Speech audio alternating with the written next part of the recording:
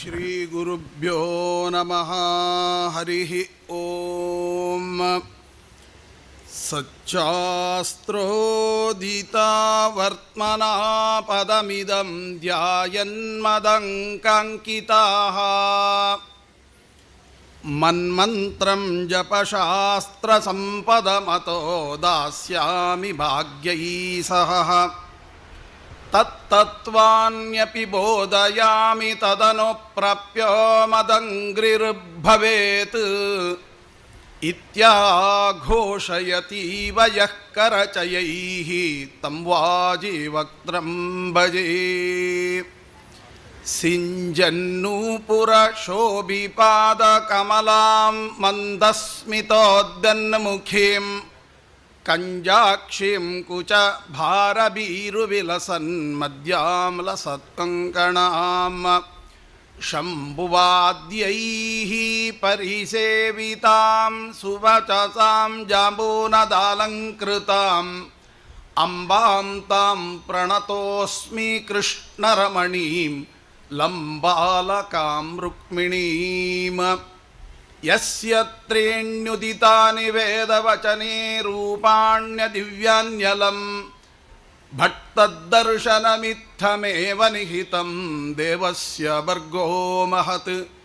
ವಾಯೋ ರಾಮವಚೋ ನಯಂ ಪ್ರಥಮಕಂ ಪೃಕ್ಷೋದ್ವಿತೀಯಂ ವಪುಃ ಮಧ್ವೋ ಯತ್ತು ತೃತೀಯಮೇತದಮುನಾ ಗ್ರಂಥಃ ಕೃತಃ ಕೇಶವೇ.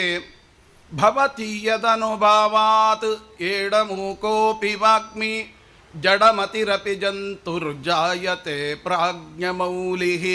ಸಕಲವಚನಚೇತೋ ದೇವತಾ ಭಾರತೀ ಸಾ ಮಮ ವಚಸಿ ನಿದತ್ತಾಂ ಸನ್ನಿಧಿಂ ಮಾನಸೇ ಚ. ನಮೋऽस्तु ತಾತ್ವಿಕಾ ದೇವಾಃ ವಿಷ್ಣುಭಕ್ತಿಪರಾಯಣಾಃ ಧರ್ಮಮಾರ್ಗೇ ಪ್ರೇರಯಂತು ಭವಂತಃ ಸರ್ವ ಏವ ಹಿ.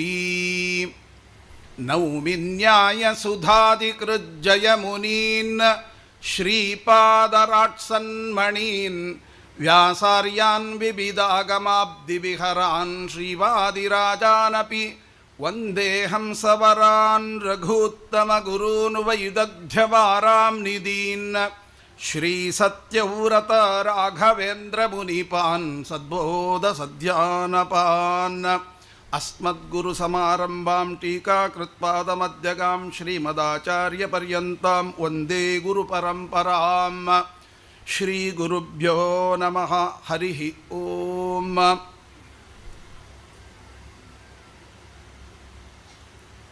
ಹರಿವಂಶ ಬಹಳ ದೊಡ್ಡ ಗ್ರಂಥ.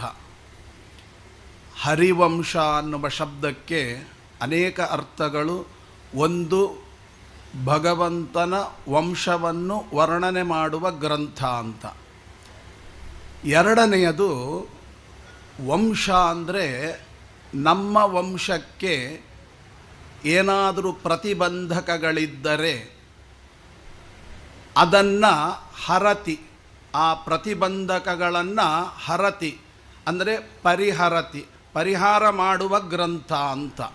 ಹಾಗಾಗಿ ಇವತ್ತು ಎಷ್ಟೋ ಕಡೆ ಮಕ್ಕಳಾಗಲಿಲ್ಲ ಅಂದರೆ ಹರಿವಂಶವನ್ನು ಹೇಳಿಸೋದು. ಯಾಕೆಂದರೆ ನಮ್ಮ ವಂಶದ ಕುಡಿ ಬರಲಿಕ್ಕೆ ಅನೇಕ ಪ್ರತಿಬಂಧಕಗಳಿರ್ತವೆ. ಅಂತಹ ಪ್ರತಿಬಂಧಕಗಳನ್ನು ಹೋಗಲಾಡಿಸುವ ಒಂದು ಅತ್ಯಂತ ಶ್ರೇಷ್ಠವಾದಂತಹ ಗ್ರಂಥ ಅದು ಹರಿವಂಶ ಅಂತ. ಆಗ ನೀವು ಕೇಳ್ಬೋದು, ವಂಶಕ್ಕೆ ಕುಡಿ ಬರಬೇಕಾಗಿದೆ, ಅದಕ್ಕೆ ಪ್ರತಿಬಂಧಕವಾದದ್ದನ್ನು ಹೋಗಲಾಡಿಸುವ ಗ್ರಂಥವನ್ನು ಈ ಪುರಂದರೋತ್ಸವದಲ್ಲಿ ಇಟ್ಟದ್ದು ಯಾಕೆ? ಯಾಕೆ ಅಂದರೆ ಇಲ್ಲಿ ಬಂದವರಲ್ಲಿ 90% ಜನ ಎಲ್ಲ ವಯಸ್ಸಾಗಿ ಕೊನೆಯ ಹಂತದಲ್ಲಿರುವವರು. ಹಾಗಾದರೆ ಯಾರಿಗೂ ಮಕ್ಕಳು ಬೇಕಾಗಿಲ್ಲ. ಈಗ ಎಲ್ಲ ಮಕ್ಕಳೆಲ್ಲ ಹಾಗೆ ಮೊಮ್ಮಕ್ಕಳನ್ನು ಕಂಡವರೇ ಜಾಸ್ತಿ ಬಂದದ್ದು. ಮತ್ತು ಹಾಗಿರುವಾಗ ವಂಶದ ಕುಡಿಗೆ ಪ್ರತಿಬಂಧಕವನ್ನು ಪರಿಹಾರ ಮಾಡುವಂತಹ ವಿಷಯ ಯಾಕೆ ಅಂತ. ಆಗ ವಂಶದ ಕುಡಿ ಅಂತಂದರೆ ಪಾಂಚಭೌತಿಕವಾದ ಶರೀರ ಮಾತ್ರ ಅಲ್ಲ, ಮತ್ತೆ ಏನು ಅಂತ ಕೇಳಿದಾಗ ಶ್ರೀಮದ್ ಆಚಾರ್ಯರು ಹೇಳಿದ ಹಾಗೆ ಪುನ್ನಾಮ್ನೋ ನರಕಾತ್ ತ್ರಾಯತ ಇತಿ ಪುತ್ರಃ ಅಂತ. ಪುತು ಎಂಬ ನರಕದಿಂದ ಪಾರು ಮಾಡುವಂತಹದ್ದು ಯಾವುದೋ ಅದು ಪುತ್ರ. ಹಾಗಾದರೆ ಭಗವಂತನ ತತ್ವಜ್ಞಾನವನ್ನು ಪಡೆಯುವ ವಯಸ್ಸು. ಹಾಗಾಗಿ ಭಗವಂತನ ತತ್ವಜ್ಞಾನವನ್ನು ಪಡೆಯಲಿಕ್ಕೆ ಏನು ಪ್ರತಿಬಂಧಕಗಳಿದೆಯೋ ಅದನ್ನು ಹರತಿ, ಅಂದರೆ ಅದಕ್ಕೆ ಪ್ರತಿಬಂಧಕವಾದ ದೋಷಗಳನ್ನು ಪರಿಹಾರ ಮಾಡುವ ಗ್ರಂಥ. ಅಂಥದ್ದು ಈಗ ಈ ವಯಸ್ಸಿನಲ್ಲಿ ಅತ್ಯಂತ ಅವಶ್ಯಕ ಅಂತ ಮನಗಂಡು ನಮ್ಮ ಮೈಸೂರು ರಾಮಚಂದ್ರಾಚಾರ್ಯರು ಈ ವಿಷಯವೇ ಇದಕ್ಕೆ ಉಚಿತ ಅಂತ ತಿಳಿದುಕೊಂಡು ಹರಿವಂಶ ಎಂಬ ಗ್ರಂಥದ ಅನುವಾದವನ್ನು ಮಾಡಿಸಿದ್ದಾರೆ ಅಂತ ನಾವು ಚಿಂತನೆ ಮಾಡಿದರೆ, ಹಾಗಾದರೆ ಈ ಗ್ರಂಥದ ಚಿಂತನೆ ಬಹಳ ಮುಖ್ಯ. ಆಗ ನೀವು ಕೇಳಬಹುದು, ಏನು ಅಂತಂದರೆ, ಹೋಗಿ ಹೋಗಿ ಇಂತಹ ಹರಿವಂಶದ ಕಥೆಯನ್ನು ಕೇಳುವ ಪ್ರಸಂಗದಲ್ಲಿ ಆಚಾರ್ಯರು ಮೊದಲನೇ ಉಪನ್ಯಾಸದಲ್ಲೇನೆ ಅದು ಜರಾಸಂಧನ ವಧೆಯಿಂದ ಯಾಕೆ ಪ್ರಾರಂಭ ಅಂತ. ಯಾಕೆ ಅಂದರೆ ಒಂದು ಮಂಗಳಮಯದಿಂದ ಪ್ರಾರಂಭ ಮಾಡಬಹುದಾಗಿತ್ತು, ಜರಾಸಂಧನ ವಧೆಯಿಂದಲೇ ಯಾಕೆ ಪ್ರಾರಂಭ ಈ ಒಂದು ಜ್ಞಾನಯಜ್ಞ ಅಂತ. ಅದಕ್ಕೆ ಹೇಳ್ತಾರೆ, ಈ ಜರಾಸಂಧ ಯಾವುದರ ಪ್ರತೀಕ ಅಂತಂದರೆ ವಿಪರೀತ ಜ್ಞಾನದ ಪ್ರತೀಕ. ಹಾಗಾಗಿ ಮೊದಲಿಗೆ ಬರತಕ್ಕಂಥದ್ದೇ ವಿಷ. ಈಗ ಸಮುದ್ರ ಮಥನ ಮಾಡಬೇಕಾದ್ರೆ ಮಥನ ಮಾಡಿದ್ಯಾತಕ್ಕೆ ಅಂತ ಕೇಳಿದರೆ ಅಮೃತಕ್ಕಾಗಿ. ಆದರೆ ಅಲ್ಲಿ ಬಂದದ್ದೇನು ಅಂದರೆ ವಿಷ. ಆ ವಿಷ ಅಂದರೆ ಏನು? ವಿ ಅಂದರೆ ವಿಪರೀತ ಜ್ಞಾನ, ಸ ಅಂದರೆ ಸಂಶಯ ಜ್ಞಾನ. ಈ ವಿಪರೀತ ಜ್ಞಾನ ಸಂಶಯ ಜ್ಞಾನಗಳೇ ಮೊದಲಿಗೆ ಬಂದದ್ದು ಸಮುದ್ರ ಮಥನದಲ್ಲಿ. ಅದನ್ನು ಹೋಗಲಾಡಿಸಿದರೆ ಮಾತ್ರ ಅಮೃತ ಸಿಗುತ್ತೆ ಅಂತ. ಹಾಗಾಗಿ ಹರಿವಂಶದಲ್ಲಿ ಏನು ಮಾಡಿದರು ಅಂದರೆ, ಮೊದಲಿಗೆ ನಮಗೆ ಬಂದಿರತಕ್ಕಂಥ ವಿಪರೀತ ಜ್ಞಾನಗಳಿರಬಹುದು, ಸಂಶಯ ಜ್ಞಾನಗಳಿರಬಹುದು, ಅವುಗಳನ್ನು ಪರಿಹಾರ ಮಾಡಿಕೊಳ್ಳದೆ ತತ್ವಜ್ಞಾನ ಪ್ರಾಪ್ತಿಯಾಗೋದಿಲ್ಲ. ಹಾಗಾಗಿ ಜರಾಸಂಧ ವಿಪರೀತ ಜ್ಞಾನದ ಸಂಕೇತ. ಅವ ಎಷ್ಟು ಬಾರಿ ಬರ್ತಾನೆ ಅಂತ ಕೇಳಿದರೆ 18 ಬಾರಿ ಕೃಷ್ಣನ ಮೇಲೆ. ಕೃಷ್ಣ ಅಂದರೆ ತತ್ವಜ್ಞಾನ. ತತ್ವಜ್ಞಾನದ ಮೇಲೆ ಆಕ್ರಮಣ ಮಾಡಲಿಕ್ಕೆ ವಿಪರೀತ ಜ್ಞಾನದೇ ಜಾಸ್ತಿ ಆಡಳಿತ. ಹಾಗಾಗಿ ಅವನು ಬಂದು ಎಷ್ಟು ಬಾರಿ ಬಂದರೂ ಕೂಡ ಏನೂ ಮಾಡಲಿಕ್ಕಾಗೋದಿಲ್ಲ ಅನ್ನೋದನ್ನು ಮೊದಲು ತಿಳಿದುಕೊಂಡ್ರೆ ಆಗ ತತ್ವಜ್ಞಾನ ಪ್ರಾಪ್ತಿ ಹೇಗಾಗುತ್ತೆ ಅನ್ನೋದು ಸುಲಭವಾಗಿ ಅರ್ಥ ಆಗುತ್ತೆ ಅಂತನ್ನೋದನ್ನು ಚಿಂತನೆ ಮಾಡ್ತಾ, ಅದರಲ್ಲಿ ಹರಿವಂಶದಲ್ಲಿ 3 ಪರ್ವಗಳಿದೆ. ಹರಿವಂಶ ಪರ್ವ, ವಿಷ್ಣು ಪರ್ವ, ಭವಿಷ್ಯ ಪರ್ವ ಅಂತ 3 ಪರ್ವಗಳಿದೆ. ಈ 3 ಪರ್ವಗಳಲ್ಲಿ ವಿಶೇಷವಾಗಿ ಈ ವಿಷ್ಣು ಪರ್ವ ಅಂತ, ಆ ವಿಷ್ಣು ಪರ್ವದಲ್ಲಿ 34ನೆಯ ಅಧ್ಯಾಯ, ಹರಿವಂಶದಲ್ಲಿ 34ನೇ ಅಧ್ಯಾಯದಿಂದ ಈ ಒಂದು ಜರಾಸಂಧನ ವಧೆ ಹೇಗಾಯಿತು ಅಂತನ್ನುವ ಪ್ರಕ್ರಿಯೆ ಪ್ರಾರಂಭವಾಗ್ತದೆ. ಆಗ ಯಾಕೆ ಮೊದಲು ತಿಳ್ಕೊಳ್ಬೇಕು ಅಂದರೆ, ನಮಗೆ ನಾನಾ ಕಡೆಯಿಂದ ಪ್ರತಿಬಂಧಕಗಳು ಬರ್ತವೆ. ತತ್ವಜ್ಞಾನ ಅಷ್ಟು ಸುಲಭವಾಗಿ ಸಿಗೋದಿಲ್ಲ. ತತ್ವಜ್ಞಾನ ಪಡೀಲಿಕ್ಕೆ ಅಂತ ಹೋದಾಗ ಎಷ್ಟೆಷ್ಟು ಕಡೆಯಿಂದ ನಮಗೆ ಆಕ್ರಮಣವಾಗುತ್ತೆ, ಅವುಗಳನ್ನು ಹೇಗೆ ತಪ್ಪಿಸಿಕೊಳ್ಳಬೇಕು ಅನ್ನುವಂತಹ ವಿಚಾರವನ್ನು ಇದರಲ್ಲಿ ಹೇಳ್ತಾ ಇದ್ದಾರೆ. ಇದು ಯಾವಾಗ ಅಂತ ಕೇಳಿದಾಗ ನಡೆದ ಘಟನೆಯ ಹಿನ್ನೆಲೆಯನ್ನು ಹೇಳುತ್ತಾರೆ ಹರಿವಂಶಕಾರರು. ಭಾಗವತದಲ್ಲಿ ಬಹಳ ಸೂಕ್ಷ್ಮವಾಗಿ ಹೇಳಿ ಮುಗಿಸಿದ್ದಾರೆ ಜರಾಸಂಧನ ವಧೆಯನ್ನು. ಆದರೆ ಇದರೊಳಗೆ ಬಹಳ ವಿಸ್ತಾರವಾಗಿ ಬಂದಿದೆ. ಅದನ್ನು 40 ನಿಮಿಷಗಳಲ್ಲಿ ಎಷ್ಟು ಸಾಧ್ಯವುಂಟೋ ಅಷ್ಟು ವಿವರಣೆಯನ್ನು ನಾನು ಕೊಡುವ ಪ್ರಯತ್ನವನ್ನು ಮಾಡ್ತೇನೆ. ಇಲ್ಲಿ ಮೊದಲಿಗೆ ಕಂಸನ ಸಂಹಾರವಾದ ನಂತರ ಈ ಜರಾಸಂಧನ ವಿಜೃಂಭಣೆ ಶುರುವಾಗುತ್ತೆ. ಯಾಕೆ ಅಂತ ಕೇಳಿದಾಗ, ಕಂಸ ಎಲ್ಲಿ ಇರ್ತಾನೋ ಅಲ್ಲಿ ಅಸ್ಥಿಪ್ರಾಸ್ತಿ ಅಂತ. ಈ ಅಸ್ಥಿಪ್ರಾಸ್ತಿ ಅಂದರೆ ಯಾರು ಅಂತ ಕೇಳಿದಾಗ, ಆಗಲೇ ಹೇಳಿದ ಹಾಗೆ ಸಂಶಯ ಮತ್ತು ವಿಪರೀತ ಜ್ಞಾನಗಳ ಪ್ರತೀಕ ಅಂತಂದರು. ಅದನ್ನೇ ಇಲ್ಲಿ ವಿವರಣೆ ಮಾಡ್ತಾರೆ. ಅಸ್ಥಿಪ್ರಾಸ್ತಿಶ್ಚ ನಾಮ್ನಾತೆ ಮಾಗಧಸ್ಯ ಸುತೆ ಉಬೆ ಉಬೆ ಕಂಶಸ್ಯ ತೇ ಬಾರ್ಯೆ ಪ್ರಾದಾತ್ ಬಾರ್ಹದ್ರತೋ ನೃಪಃ. ಅಲ್ಲಿ ಹೇಳಿದ ಹಾಗೆ ಈ ಅಸ್ಥಿಪ್ರಾಸ್ತಿಯರು ಕಂಸನ ಪತ್ನಿಯರು. ಅಲ್ಲಿ ಕಂಸ ಅಂದರೆ ಏನು? ಶ್ರೀಮದ್ ಆಚಾರ್ಯರು ಗೀತಾ ತಾತ್ಪರ್ಯ ನಿರ್ಣಯದಲ್ಲಿ ತಿಳಿಸಿದಂತೆ ಈ ಕಂಸ ಕಾಲನೇಮಿ ಎಂಬತಕ್ಕಂಥ ದೈತ್ಯ. ಈ ಕಾಲನೇಮಿ ಯಾರು ಅಂದರೆ, ನಮ್ಮ ಒಳಗಿರುವ ಕೆಟ್ಟ ಕೆಟ್ಟ ಕಾಮನೆಗಳಿಗೆ ಅಭಿಮಾನಿ ದೈತ್ಯ. ಈ ಕೆಟ್ಟ ಕೆಟ್ಟ ಕಾಮನೆಗಳು ಬರ್ತಾವೆ ಅಂತಾದರೆ ಅದು ಕಾಲನೇಮಿ, ಒಳಗಿರ್ತಕ್ಕಂಥ ಕಾಲನೇಮಿಯ ವ್ಯಾಪಾರ. ಆ ಕಾಲನೇಮಿ ಎಲ್ಲಿದ್ದ ಅಂದರೆ ಆ ಕಾಲನೇಮಿಯೇ ಕಂಸನಾಗಿ ಹುಟ್ಟಿದ್ದಾನೆ. ಅಂದರೆ ಕೆಟ್ಟ ಕಾಮನೆಗಳು ಎಲ್ಲಿ ಇರ್ತಾವೆ ಅಲ್ಲಿ ಅಸ್ಥಿಪ್ರಾಸ್ತಿಯರು ಅಂತ ಸಂಶಯ ಮತ್ತು ವಿಪರೀತ ಜ್ಞಾನಗಳಿರ್ತಾವೆ. ಯಾವಾಗ ಕಂಸ ಸತ್ತ ಅಂದರೆ ಕಂಸ ಸತ್ತ ಅಂದರೆ ಏನರ್ಥ? ನಮ್ಮ ಒಳಗಿರ್ತಕ್ಕಂಥ ಕೆಟ್ಟ ಕಾಮನೆಗಳು ಸತ್ತು ಹೋಯಿತೋ ಆಗ ಅಸ್ಥಿಪ್ರಾಸ್ತಿ ಬಿಟ್ಟು ಹೋಗುತ್ತೆ. ಅಂದರೆ ಸಂಶಯ ವಿಪರೀತ ಜ್ಞಾನಗಳು ನಮ್ಮನ್ನು ಬಿಟ್ಟು ಹೋಗ್ತಾವೆ. ಹಾಗಾದರೆ ನಮ್ಮ ಒಳಗಿರತಕ್ಕಂಥ ಸಂಶಯ ವಿಪರೀತ ಜ್ಞಾನಗಳು ತತ್ವಜ್ಞಾನ ಪ್ರಾಪ್ತಿಗೆ ಪ್ರತಿಬಂಧಕ, ಸಂಶಯ ವಿಪರೀತ ಜ್ಞಾನಗಳು. ಅಂತಹ ಸಂಶಯ ವಿಪರೀತ ಜ್ಞಾನಗಳು ದೂರ ಹೋಗಬೇಕಾದರೆ ನಾವು ಮಾಡಬೇಕಾದ್ದೇನು ಅಂದರೆ ಕಂಸನ ಕೊಲೆ. ಹಾಗಾದರೆ ಕಂಸನನ್ನು ಕೊಲ್ಲೋದು ಹೇಗೆ ಅಂತ ಕೇಳಿದಾಗ ಆ ಕಾಲನೇಮಿ ಎಂಬತಕ್ಕಂಥ ದೈತ್ಯ ಅವನು ಯಾರು? ಕೆಟ್ಟ ಕಾಮನೆಗಳಿಗೆ ಅಭಿಮಾನಿ. ಅಂದರೆ ನಮ್ಮ ಒಳಗಿರತಕ್ಕಂಥ ಕೆಟ್ಟ ಕಾಮನೆಗಳನ್ನು ನಾವು ತ್ಯಾಗ ಮಾಡಿದರೆ ಕಂಸ ಸತ್ತಂತೆ. ಆಗ ನಮ್ಮ ಒಳಗಿರತಕ್ಕಂಥ ಅಸ್ಥಿಪ್ರಾಸ್ತಿ ಅಂದರೆ ಸಂಶಯ ವಿಪರೀತ ಜ್ಞಾನಗಳು ತಂತಾನೆ ಬಿಟ್ಟು ಹೋಗುತ್ತೆ ಅನ್ನುವ ಒಳಗಿನ ತತ್ವವನ್ನು ತಿಳಿಸಲಿಕ್ಕೆ ಇರು. ಅಂದರೆ ಈ ಕಥೆ ಪ್ರಾರಂಭ ಯಾಕೆ ಈ ಜ್ಞಾನಸತ್ರದಲ್ಲಿ? ಮೊದಲಿಗೆ ತತ್ವಜ್ಞಾನ ಪ್ರಾಪ್ತಿಗಾಗಿಯೇ ನಾವು ಹೆಬ್ಬೆಕೆ ಇಟ್ಟುಕೊಂಡು ಬಂದಿದ್ದೇವೆ. ಬರೋದಕ್ಕಿಂತ ಮುಂಚೆ ಮಾಡಬೇಕಾದ ಕೆಲಸ ನಮ್ಮ ಒಳಗಿರತಕ್ಕಂಥ ವಿಪರೀತ ಜ್ಞಾನ ಮತ್ತು ಸಂಶಯ ಜ್ಞಾನಗಳನ್ನು ಬಿಟ್ಕೋಬೇಕು. ಬಿಟ್ಟರೆ ಮಾತ್ರ ನಮಗೆ ಈ ತತ್ವಜ್ಞಾನ ಎಂಬುದು ಪ್ರಾಪ್ತಿ. ನಾವು ಬಂದಿರತಕ್ಕಂಥ ಮೂಲ ಉದ್ದೇಶ ತತ್ವಜ್ಞಾನ ಸಂಪಾದನೆ. ಅದಾಗಬೇಕು ಅಂದರೆ ವಿಪರೀತ ಜ್ಞಾನ ಮೊದಲು ಹೋಗಬೇಕು, ಸಂಶಯ ಜ್ಞಾನ ಮೊದಲು ಹೋಗಬೇಕು. ಆಗುತ್ತೋ ಇಲ್ವೋ ಸಂಶಯ ಇಟ್ಟುಕೊಂಡು ಬರಬಾರ್ದು. ಇಲ್ಲಿಗೆ ಹೋದರೆ ನಮಗೆ ಉದ್ಧಾರ ಆಗಿಯೇ ಆಗುತ್ತೆ. ಪುರಂದರೋತ್ಸವಕ್ಕೆ ಹೋಗಿಬಿಟ್ರೆ ನಮ್ಮ ಉದ್ಧಾರ ಖಂಡಿತ ಅಂತ ನಿರ್ಣಯ ಮಾಡಿಕೊಂಡು ಬಂದರೆ ಆಗ ಈ ಸಂಶಯ ಜ್ಞಾನ ಹೋಗುತ್ತೆ. ಸಂಶಯ ಇಟ್ಟುಕೊಂಡು ಬರಬಾರ್ದು. ಧೈರ್ಯದಿಂದ ನಮಗೆ ಮುಕ್ತಿ ಸಿಕ್ಕೇ ಸಿಗುತ್ತೆ.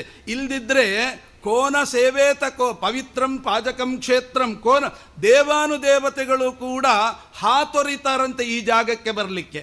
ಅಂಥದ್ದನ್ನು ಮೈಸೂರು ರಾಮಚಂದ್ರಾಚಾರ್ಯರು ನಮಗೆಲ್ಲರನ್ನ ಇಲ್ಲಿಗೆ ಎಳ್ಕೊಂಬರ್ಬೇಕಾದ್ರೆ ದೇವಾನುದೇವತೆಗಳು ಬರುವ ಜಾಗ ಸಾಮಾನ್ಯವಾದ ಜಾಗ ಅಲ್ಲ. ಇಲ್ಲಿಗೆ ಬರಬೇಕಾದ್ರೆ ನಮ್ಮ ಹತ್ತಿರ ಅಷ್ಟು ಅರ್ಹತೆ ಇಲ್ದಿದ್ರೆ ಬರ್ತಾನೇ ಇರಲಿಲ್ಲ. ಬಂದಿದ್ದೇವೆ ಅಂದರೆ ಅರ್ಹತೆ ಇದೆ ಅಂತ ಅರ್ಥ. ಆ ಅರ್ಹತೆ ಇದೆ ಅಂದರೆ ತತ್ವಜ್ಞಾನ ಪ್ರಾಪ್ತಿಗೆ ಅರ್ಹತೆ ಅಂತ ಅರ್ಥ. ಅಂಥ ತತ್ವಜ್ಞಾನ ಪ್ರಾಪ್ತಿಗೆ ಅರ್ಹತೆ ಬೇಕಾದರೆ ಮೊದಲು ವಿಪರೀತ ಜ್ಞಾನ ಸಂಶಯ ಜ್ಞಾನವನ್ನು ಕಳ್ಕೋಬೇಕು. ಏನು ವಿಪರೀತ ಜ್ಞಾನ? ಎಷ್ಟೋ ಜನ ನಿಮಗೆ ಬರುವಾಗ ಹೇಳ್ತಾರೆ, ಎಲ್ಲಿಗೆ ಹೊರಟ್ರಿ? ಇದು ಮಧ್ವಪುರಂದರೋತ್ಸವಕ್ಕೆ ಪಾಜಕಕ್ಕೆ ಹೊರಟಿದ್ದೇವೆ. ಹೌದಾ, ನಡೀತದ? ಯಾಕೆ? ಅಲ್ಲ, ಅವರು ಎಷ್ಟೋ ಕೋಟಿ ಸಾಲ ಮಾಡಿಕೊಂಡು ಹೇಗೆ ಮಾಡ್ತಾರೋ ಏನೋ ಅಂತ ನಮ್ಮ ತಲೆಯಲ್ಲಿ ಸಂಶಯ ಹುಳ ಬಿಟ್ಬಿಡ್ತಾರೆ. ಹೌದು, ಹಾಗೆ ಅನಿಸ್ತದೆ. ಹೇಗೆ ಮಾಡ್ತಾರೋ ಏನೋ ಗೊತ್ತಿಲ್ಲ, ಪಾಪ ಎಷ್ಟು ಕಷ್ಟಪಡ್ತಿದ್ದಾರೇನೋ ಅಂತ ಹೇಳಿ ಸಂಶಯದ ಬೀಜ ಬಿತ್ತಿದರೆ ಆಮೇಲೆ ಇನ್ನು ವಿಪರೀತ ಜ್ಞಾನ ಏನು? ಅವರಿಗೆ ಯಾಕೆ ಬೇಕಾಗಿತ್ತು? ಅಷ್ಟೆಲ್ಲ ಸಾಲ ಮಾಡಿಕೊಂಡು ಈ ಕಾರ್ಯಕ್ರಮ ಮಾಡೋ ಅರ್ಹತೆ ಇತ್ತ? ಯಾಕೆ ಮಾಡಬೇಕಾಗಿತ್ತು? ಹೀಗೆಲ್ಲ ವಿಪರೀತ ಜ್ಞಾನ.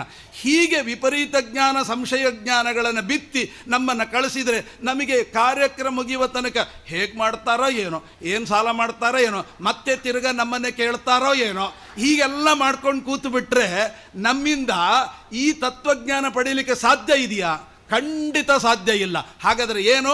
ಆ ವಿಪರೀತ ಜ್ಞಾನ ಸಂಶಯ ಜ್ಞಾನಗಳನ್ನು ಅಲ್ಲೇ ಬಿಟ್ಟು ಮೈಸೂರು ರಾಮಚಂದ್ರಾಚಾರ್ಯ ಏನೇ ಕಷ್ಟ ಬಂದರು ಮಧ್ವಪುರಂದರೋತ್ಸವ ಬಿಟ್ಟು ಕೊಡಲ್ಲ, ಅದು ನನ್ನ ಜೀವನದ ಉಸಿರು ಅಂತ ಇಲ್ಲಿ ಬಂದ ಮೇಲೆ ನಾವು ಕಂಡ್ರೆ ಆಗ ನಮಗೆ ಶುದ್ಧವಾದ ತತ್ವಜ್ಞಾನ ಬರಲಿಕ್ಕೆ ಯಾವ ಅಡೆತಡೆಗಳು ಇಲ್ಲ ಅನ್ನುವುದನ್ನು ತಿಳಿಸಲಿಕ್ಕೆ ಬೇಕು ಅಂತ ಮೊದಲಿಗೇನ ಜರಾಸಂಧನ ವಧೆಯ ಕಥೆಯಿಂದಲೇ ಪ್ರಾರಂಭ ಈ ತತ್ವಜ್ಞಾನ. ಯಾಕೆಂದರೆ ಮೊದಲು ಅದನ್ನು ಕಳ್ಕೊಳ್ಳಿ, ತತ್ವಜ್ಞಾನ ಪ್ರಾಪ್ತಿಯೇ ಮೂಲ ಉದ್ದೇಶ ಆಗಬೇಕು ಅನ್ನುವುದಕ್ಕಾಗಿ ಈ ಕಥೆಯನ್ನು ಹೇಳಿದ್ದಾರೆ. ಇದನ್ನಿಂದಲೇ ಪ್ರಾರಂಭಿಸಿರಿ ಅಂತ ಇರಬಹುದೇನೋ ಅಂತನ್ನುವುದಕ್ಕೋಸ್ಕರ ನಿಶ್ಚಿತವಾಗಿ ಇರೋದೇನು ಇದ್ದೇ ಇದೆ ಸತ್ಯ. ಇಲ್ಲದ್ರೆ ಇಂತಹ ಕ್ಷೇತ್ರಕ್ಕೆ ಬರಬೇಕಾದ್ರೇ ಎಷ್ಟೋ ಜನ್ಮದ ಪುಣ್ಯ. ಅಂತಾದರಲ್ಲಿ ಅವರಿಗೆ ಯಾರು ಶ್ರೀರಕ್ಷೆ? ಇಷ್ಟೆಲ್ಲ ದೊಡ್ಡ ಕಾರ್ಯಕ್ರಮ ಮಾಡ್ತಲ್ಲ, ಶ್ರೀರಕ್ಷೆ ಯಾರು? ಅಲ್ಲಿರ್ತಕ್ಕಂಥ ಕುಂಜಾರು ಗಿರಿಯಮ್ಮ, ಪಕ್ಕದಲ್ಲಿರ್ತಕ್ಕಂಥ ಪರಶುರಾಮ ದೇವರು, ಪಂಚತೀರ್ಥಗಳು. ಇದಕ್ಕಿಂತ ದೊಡ್ಡ ಸಹಾಯ ಇನ್ನೇನು ಬೇಕು? ಉಳಿದ ಎಲ್ಲ ಸಹಾಯ ನಗಣ್ಯ. ಇದಕ್ಕಿಂತ ದೊಡ್ಡ ಸಹಾಯವೇ ಬೇಕಾಗಿಲ್ಲ. ಇಂತಹ ಸಹಾಯದ ಮಧ್ಯದಲ್ಲಿ ಇಷ್ಟು ಧೈರ್ಯವಾಗಿ ಇಂತಹ ಪುರಂದರೋತ್ಸವವನ್ನು ಮಾಡ್ತಾರೆ ಅಂತಾದರೆ ಇದಕ್ಕೆ ನಮ್ಮ ಬೆಂಬಲ ಏನು? ನಾವು ಬಂದು ಭಾಗವಹಿಸಿ ಆ ತತ್ವಜ್ಞಾನವನ್ನು ಪ್ರಾಪ್ತಿ ಪಡೆದರೆ, ಅದನ್ನು ಹೊಂದಿದರೆ ಅದಕ್ಕಿಂತ ದೊಡ್ಡ ಸಹಾಯ ಮತ್ತೊಂದಿಲ್ಲ. ಅದನ್ನು ಪಡೆದರೆ ಅವರು ಮಾಡಿದ ಇಷ್ಟು ಕಷ್ಟದಲ್ಲಿಯೂ ಮಾಡಿರ್ತಕ್ಕಂಥ ಕಾರ್ಯಕ್ರಮ ಸಾರ್ಥಕ ಆಗುತ್ತೆ ಅಂತ ಎರಡು ಮಾತುಗಳನ್ನು ಹೇಳ್ತಾ ಇಲ್ಲಿ ಹೇಳ್ತಾರೆ. ಅದಕ್ಕೆ ನಾನು ಹೇಳಿದ್ದು ಆ ವೈಶಿಷ್ಟ್ಯ ಏನು? ಹರಿವಂಶ ಈ ಜರಾಸಂಧನ ಕಥೆಯನ್ನು ಹೇಳಲಿಕ್ಕೆ ಏನು ವೈಶಿಷ್ಟ್ಯ ಅಂತ ಕೇಳಿದರೆ, ಸತಾಭ್ಯಾಂ ಮುಮುದೇ ರಾಜ ಬದ್ವಾ ಪಿತರ ಬಾಹುಕಂ ಅಂತ. ಆ ಜರಾಸಂಧನ ಹತ್ತಿರ ಈ ಆಸ್ತಿ ಪಾಸ್ತಿ ಹೊರಟೋಯ್ತು. ಅಂದರೆ ಕಂಸನ ಹತ್ರ ಇತ್ತು ಆಸ್ತಿ ಪಾಸ್ತಿ ಅಂತ. ಇವತ್ತು ಲೌಕಿಕದಲ್ಲಿ ಹೇಳಿದಾಗ ಆಸ್ತಿ ಪಾಸ್ತಿ ಗಲಾಟೆ ನೋಡಿ, ಅದು ಎಲ್ಲಿ ಕೆಟ್ಟ ಕಾಮನೆಗಳು ಎಲ್ಲಿ ಇರ್ತವೆ, ಎಲ್ಲ ನಂದೇ ಆಗಬೇಕು, ಆಸ್ತಿ ಎಲ್ಲ ನಂದೇ ಆಗಬೇಕು ಅಂತ ಯಾರು ಬಯಸ್ತಾರಲ್ಲ, ಅಲ್ಲಿ ಆಸ್ತಿ ಪಾಸ್ತಿ ಗಲಾಟೆ. ನನಗೇನು ಬೇಡಪ್ಪ, ಏನು ಬೇಕಾದ್ರೂ ತಗೊಳ್ಳಿ. ಈಗ ಆಸ್ತಿ ಪಾಸ್ತಿಯಲ್ಲಿ ನನಗೆ ಇಷ್ಟು ಕಮ್ಮಿ ಆಯಿತು, ಇಷ್ಟು ಕಮ್ಮಿ ಆಯಿತು. ಸಾಲಿಗ್ರಾಮದಲ್ಲಿ ಯಾರಾದರೂ ನೀನೇ ದೊಡ್ಡವನಲ್ಲ, ಎಲ್ಲ ನೀನೇ ಇಟ್ಟುಕೋ ಅಂತಾರೆ. ಆ ದೇವರಲ್ಲಿ ವಿಭಾಗ ಬರುವುದೇ ಇಲ್ಲ, ಬರೀ ಆಸ್ತಿ ಪಾಸ್ತಿಯಲ್ಲಿ ಮಾತ್ರ ವಿಭಾಗ. ಆಸ್ತಿ ಪಾಸ್ತಿಯಲ್ಲಿ ಕಂಸ ಇದ್ದಲ್ಲೇ ಇರ್ತಾನೆ. ಕಂಸ ಅಂದರೆ ಏನು? ಅದೇ ಹೇಳಿದ್ನಲ್ಲ, ಆ ಕೆಟ್ಟ ಕಾಮನೆಗಳಿಗೆ ಅಭಿಮಾನ ದೈತ್ಯ. ಹಾಗಾದರೆ ನಮ್ಮಲ್ಲಿ ಎಲ್ಲಿಯ ತನಕ ಕೆಟ್ಟ ಕಾಮನೆಗಳಿರ್ತದೆ ಅಲ್ಲಿ ತನಕ ಆಸ್ತಿ ಪಾಸ್ತಿ. ಅದು ಸತ್ತೋಯಿತು ಅಂದರೆ ಆಸ್ತಿ ಪಾಸ್ತಿ ಗಲಾಟೆ ಎಲ್ಲೋಗುತ್ತೆ? ಜರಾಸಂಧನ ಹತ್ರ ಹೋಗುತ್ತೆ. ಜರಾಸಂಧ ಅಂದರೆ ಯಾರು? ಅದಕ್ಕೆ ಹೇಳ್ತಾರೆ ಎರಡು ಸಂಶಯ ವಿಪರೀತ ಜ್ಞಾನಕ್ಕೆ ಜನಕ. ಈ ಆಸ್ತಿ ಪಾಸ್ತಿ ಅಂದ್ರೇನು? ಸಂಶಯ ವಿಪರೀತ ಜ್ಞಾನ. ಅದರ ಜನಕ ಅಂದರೆ ತಂದೆ, ಅಂದರೆ ಈ ಎರಡನ್ನು ಹುಟ್ಟು ಹಾಕುವವ ಜರಾಸಂಧ. ನಾವು ದಾರಿಯಲ್ಲಿ ಬರುವಾಗ ದಾರಿಯಲ್ಲಿ ಏನೇನೋ ಹೇಳಿ ಕಿವಿ ತುಂಬಿಸಿದ್ರಲ್ಲ, ಆ ಜನಕರು ಅಂತ ಅರ್ಥ. ಅವರು ಜರಾಸಂಧರು. ಇಲ್ಲಾದ್ದೆಲ್ಲ ಹುಟ್ಟು ಹಾಕಿ ನಮ್ಮನ್ನು ಹೋಗದಿದ್ದ ಹಾಗೆ ನಿರುತ್ಸಾಹರನ್ನಾಗಿ ಮಾಡ್ತಾರಲ್ಲ, ಅಂಥವರಿಗೆ ಜರಾಸಂಧ. ಅವರಿಗೆ ಯಾಕೆ ಅಂಥ ದುರ್ಬುದ್ಧಿ ಬರ್ತಾವೆ? ಜರಾಸಂಧನಾದ್ದರಿಂದ. ಜರಾಸಂಧ ಅಂದರೆ ಏನು? ಸಂಧ ಅಂದರೆ ಏನು? ಸಂಧಿ. ಸಂಧಿ ಅಂದರೆ ಏನು? ಸಂಧಿಕಾಲ. ಸಂಧಿಕಾಲ ಅಂದರೆ ಏನು? ಈ ರಾತ್ರಿ ಬೆಳಗಿನ ಸಂಧಿ, ಬೆಳಗಿನ ಮಧ್ಯಾಹ್ನದ ಸಂಧಿ, ಮಧ್ಯಾಹ್ನದ ಸಾಯಂಕಾಲದ ಸಂಧಿ.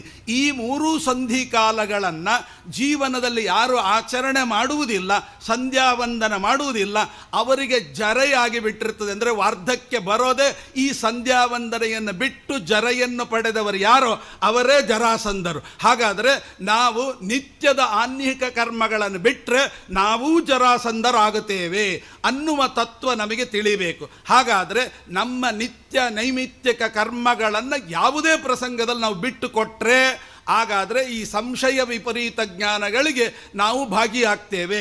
ಇದು ಭಾಗಿಯಾಗಬಾರ್ದು ಅಂತಾದರೆ ನಾವು ಮಾಡಬೇಕಾದ್ದು ಸಂಧ್ಯಾವಂದನೆ ಮೊದಲಾದ ನಿತ್ಯ ಕರ್ಮಗಳನ್ನು ಯಾವುದೇ ಪ್ರಾಣ ಹೋದರೂ ಬಿಡಬಾರ್ದು. ಆ ರೀತಿಯಾಗಿ ಸಮಯಕ್ಕೆ ಸರಿಯಾಗಿ ಆಚರಣೆ ಮಾಡಿದರೆ ಆಗ ನಾವು ಜರಾಸಂಧರಾಗೋದಿಲ್ಲ.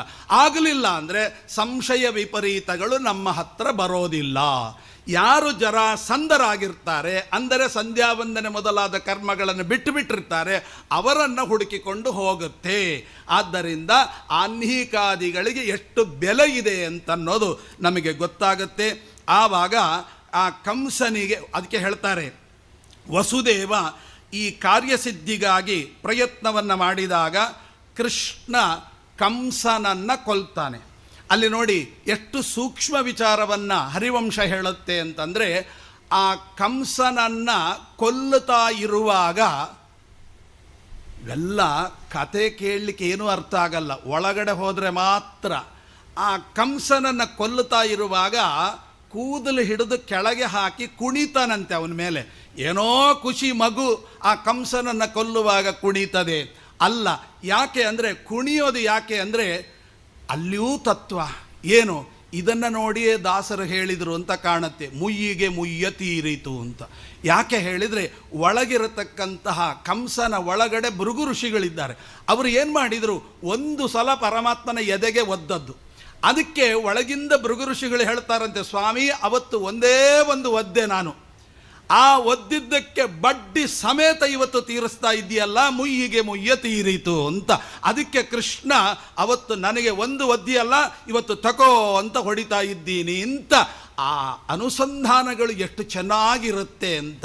ಇವೆಲ್ಲ ಒಂದೊಂದು ಅನುಸಂಧಾನಗಳನ್ನು ನಾವು ಚಿಂತನೆ ಮಾಡ್ತಾ ಹೋದರೆ ಆ ಯುದ್ಧದ ಅದ್ಭುತವಾದ ಸಂದೇಶಗಳನ್ನು ನಾವು ತಿಳಿಬಹುದು. ಹೀಗೆ ಅಲ್ಲಿ ಕುರುಷಾಧಿಪತಿ, ದಂತವಕ್ತ್ರ, ಶಿಶುಪಾಲ, ಕಲಿಂಗಾಧಿಪತಿ, ಶ್ರುತಾಯು, ಪೌಂಡ್ರಕ, ಸಾಂಕೃತಿ, ಕೇಶಿಕ, ಭೀಷ್ಮಕ, ಅವನ ಮಗ ರುಗ್ಮಿ, ವೇಣುಧಾರಿ, ಶ್ರುತ, ಕೃತ, ಅಂಶುಮಂತ, ಅಂಗರಾಜ, ವಂಗರಾಜ, ಕೋಶಲ, ಕಾಶಿ, ದಾಶಾರಣ, ಇವರೆಲ್ಲರೂ ಕೂಡ ಒಟ್ಟು 28 ಜನರ ಉಲ್ಲೇಖವನ್ನು ಹರಿವಂಶ ಮಾಡುತ್ತೆ. ಅವರೆಲ್ಲರೂ ಕೂಡ ದಂಡೆತ್ತಿ ಕೃಷ್ಣನ ಮೇಲೆ ಯುದ್ಧ ಆಡಬೇಕು ಅಂತ ಹೇಳಿ ದಾಶಾರಣ, ಸುಕೇಶ್ವರ, ವಿದೇಹರಾಜ, ಮದ್ರರಾಜ, ಶಲ್ಯ, ಯವನಾಧಿಪತಿ, ಭಗದತ್ತ, ಪಾಂಡ್ಯ, ಶಬಲ, ನಗ್ನಜಿತು, ಗೋನರ್ಧನ, ದುರ್ಯೋಧನ, ದುಶ್ಯಾಸನಾದಿಗಳು ಒಟ್ಟು 28 ಜನರ ಹೆಸರನ್ನು ಉಲ್ಲೇಖ ಮಾಡ್ತಾ ಇದೆ. ಹೀಗೆ ಮಧುರೆಯನ್ನು, ಮಥುರಾ ಪಟ್ಟಣವನ್ನು ಆಕ್ರಮ ಮಾಡ್ತಾನೆ. ಯಾರು? ವಿಪರೀತ ಜ್ಞಾನ ಮತ್ತು ಸಂಶಯ ಜ್ಞಾನಾಧಿಪತಿ ಯಾರು? ಈ ಜರಾಸಂಧ ಮಥುರಾ ಪಟ್ಟಣದ ಮೇಲೆ ಆಕ್ರಮಣ ಮಾಡ್ತಾರೆ. ಮಥುರಾ ಅಂದರೆ ಏನು ಗೊತ್ತುಂಟ? ಮಧು ಅಂದರೆ ಸಿಹಿ. ನಾವು ಯಾವುದನ್ನು ಸಿಹಿ ಅಂತ ತಿಳ್ಕೊಂಡಿದ್ದೇವೆ ಅದು ಯಾಗಿದೆ ಅಂದರೆ ರಾಗ ದ್ವೇಷಗಳಿಂದ ತುಂಬಿದ ಈ ಸಂಸಾರವೆಂಬತಕ್ಕಂಥ ಮಥುರಾ ಪಟ್ಟಣ.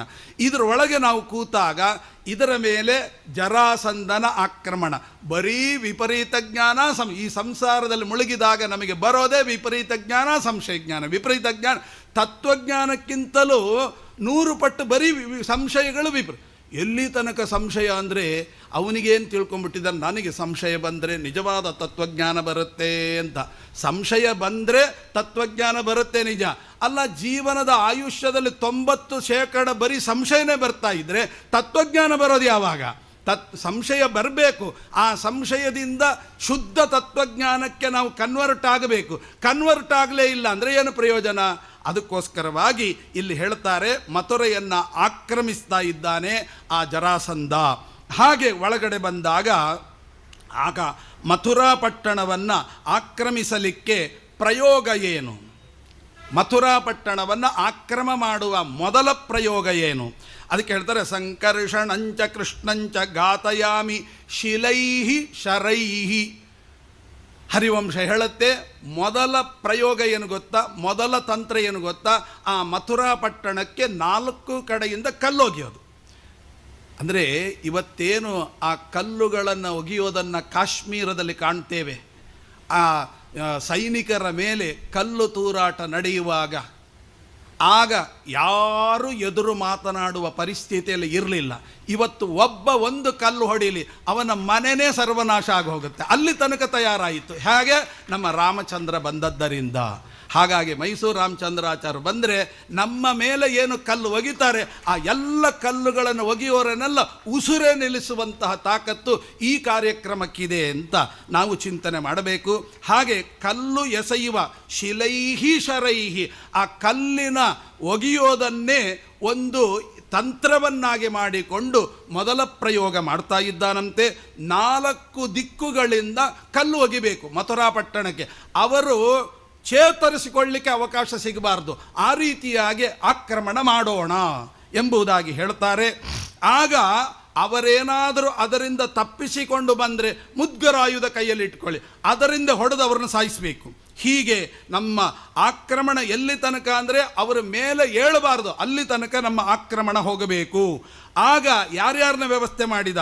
ಶಲ್ಯ, ಕಲಿಂಗ, ಚೇಕಿತಾನ, ಬಾಲ್ಯಿಕ, ಗೋವರ್ಧ, ಕುರುಷರಾಜ ಇವರನ್ನೆಲ್ಲ ಪಶ್ಚಿಮ ದ್ವಾರದಿಂದ, ಆಮೇಲೆ ಮತ್ತು ಉಲೂರ, ಏಕಲವ್ಯ, ಬೃಹಕ್ಷತ್ರ, ಜಯದ್ರಥ, ಕೌರವರು, ಕೇಕೆಯರು ಇವರು ಪೂರ್ವ ದಿಕ್ಕಿನಿಂದ.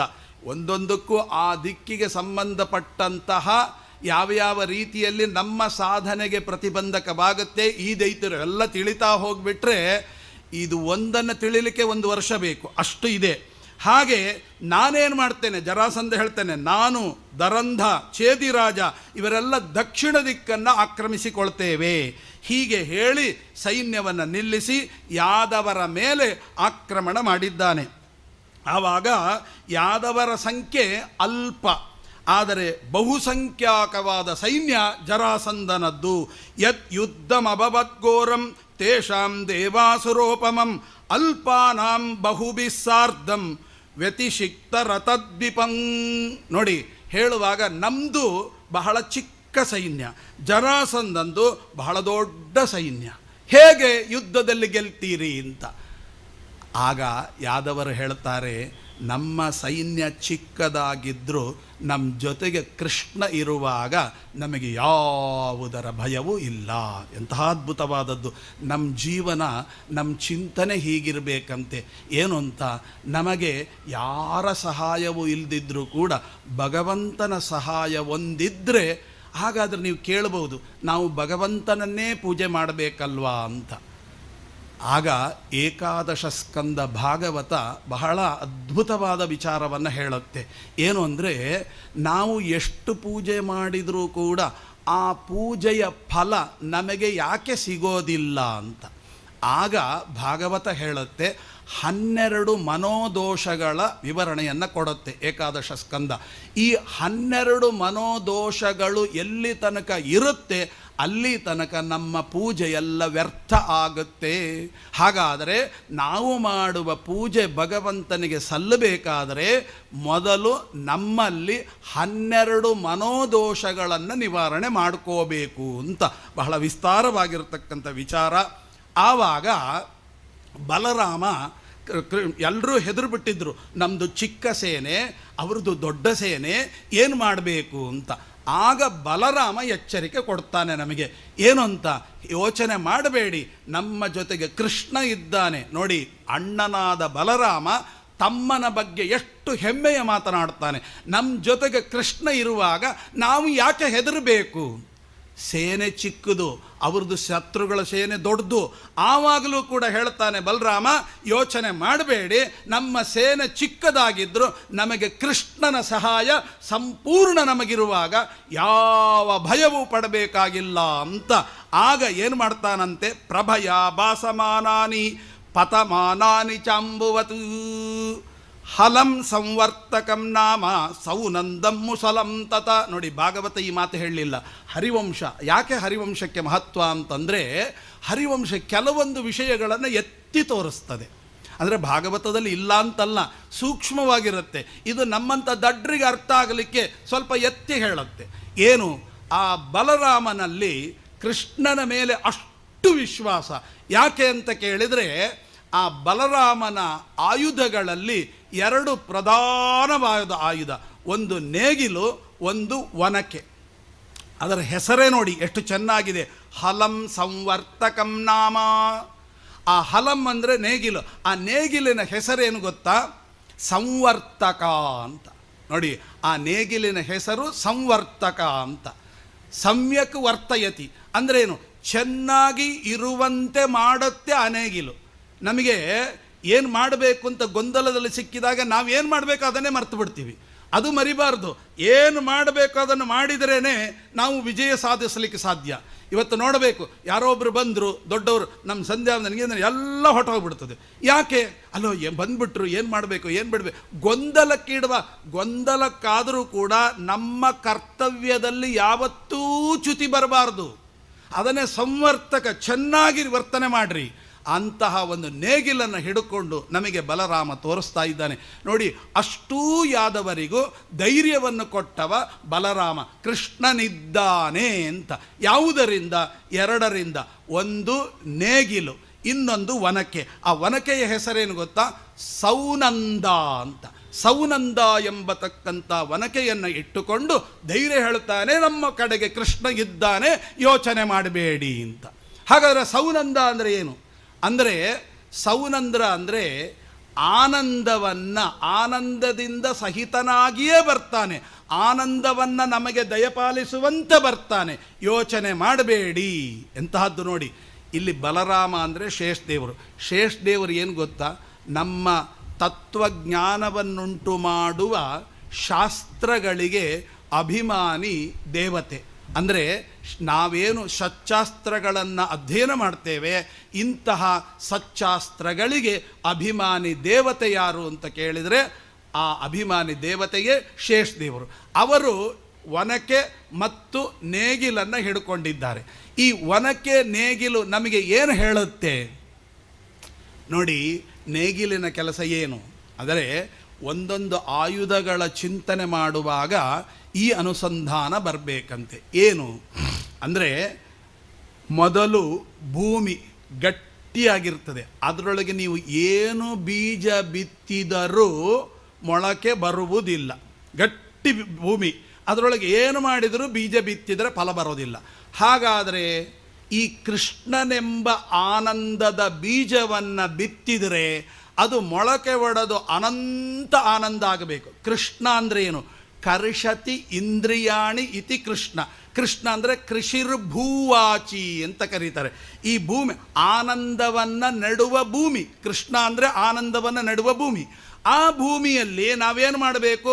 ನಮ್ಮಲ್ಲಿರುವ ಸ್ವಲ್ಪ ಆನಂದವನ್ನು ಬಿತ್ತಿ ಅದು ಹೆಮ್ಮರವನ್ನಾಗಿ ಮಾಡಿ ಅನಂತ ಆನಂದಗಳನ್ನು ನಾವು ಪಡಿಬೇಕು. ಅನಂತ ಆನಂದಗಳನ್ನು ನಾವು ಪಡಿಬೇಕಾದರೆ ಹೇಗೆ ಸಾಧ್ಯ? ಈ ಫ್ಲ್ಯಾಟ್ ಭೂಮಿ ಇದರೊಳಗೆ ನಟ್ಟರೆ ಆಗಲ್ಲ. ಆಗ ರೈತರನ್ನ ಕೇಳಿ ಏನು ಮಾಡಬೇಕು? ಏನಿಲ್ಲ, ಮೊದಲು ನೇಗಿಲಿನಿಂದ ಹೂಳಬೇಕು, ಆಮೇಲೆ ಪುಡಿ ಪುಡಿ ಮಾಡಬೇಕು, ಆಮೇಲೆ ಬೀಜ ಬಿತ್ತಬೇಕು, ಆಗ ಚೆನ್ನಾಗಿ ಬೆಳೀತದೆ. ಈಗ ಕೃಷ್ಣನೆಂಬ ಬೀಜ ಇದೆ, ಆನಂದದ ಬೀಜ. ಅದನ್ನು ಬೆಳೆಸಿ ನಾವು ದೊಡ್ಡ ಹೆಮ್ಮರವನ್ನಾಗಿ ಮಾಡಿ ಅನಂತ ಆನಂದಗಳನ್ನು ಪಡಿಬೇಕು. ಹೇಗೆ ಸಾಧ್ಯ ಅಂದರೆ, ಈ ಫ್ಲ್ಯಾಟ್ ಆಗಿರತಕ್ಕಂಥ ಭೂಮಿಯನ್ನು ಮೊದಲು ಸೀಳಬೇಕು. ಹೇಗೆ ಸೀಳೋದು? ಅದು ನೇಗಿಲು ಮಾಡುತ್ತೆ. ನೇಗಿಲು ಏನು ಮಾಡುತ್ತೆ? ಹೆಂಟೆ ಹೆಂಟೆಯನ್ನಾಗಿ ತೆಗಿತದೆ. ಆ ಹೆಂಟೆ ಅಂದರೆ ಏನು ಗೊತ್ತಾ? ನಾವು ಎಲ್ಲೋ ಬರ್ತೀವಿ, ಬಂದಾಗ ನಮಗೆ ತತ್ವಜ್ಞಾನ ಸಿಗುತ್ತೆ, ಏನೋ ಅರ್ಥ ಆದ ಹಾಗೆ ಆಗುತ್ತೆ. ನೀವು ಮನೆಗೆ ಹೋಗಿ ಬಿಡಿಸಿದರೆ ಅರ್ಥವೇ ಆಗಲ್ಲ. ಅಲ್ಲಿ ಅರ್ಥ ಆದಾಗ ಆಯ್ತಲ್ಲ, ಈಗ ಅರ್ಥ ಆಗ್ತಿಲ್ಲಲ್ಲ ಅಂತ.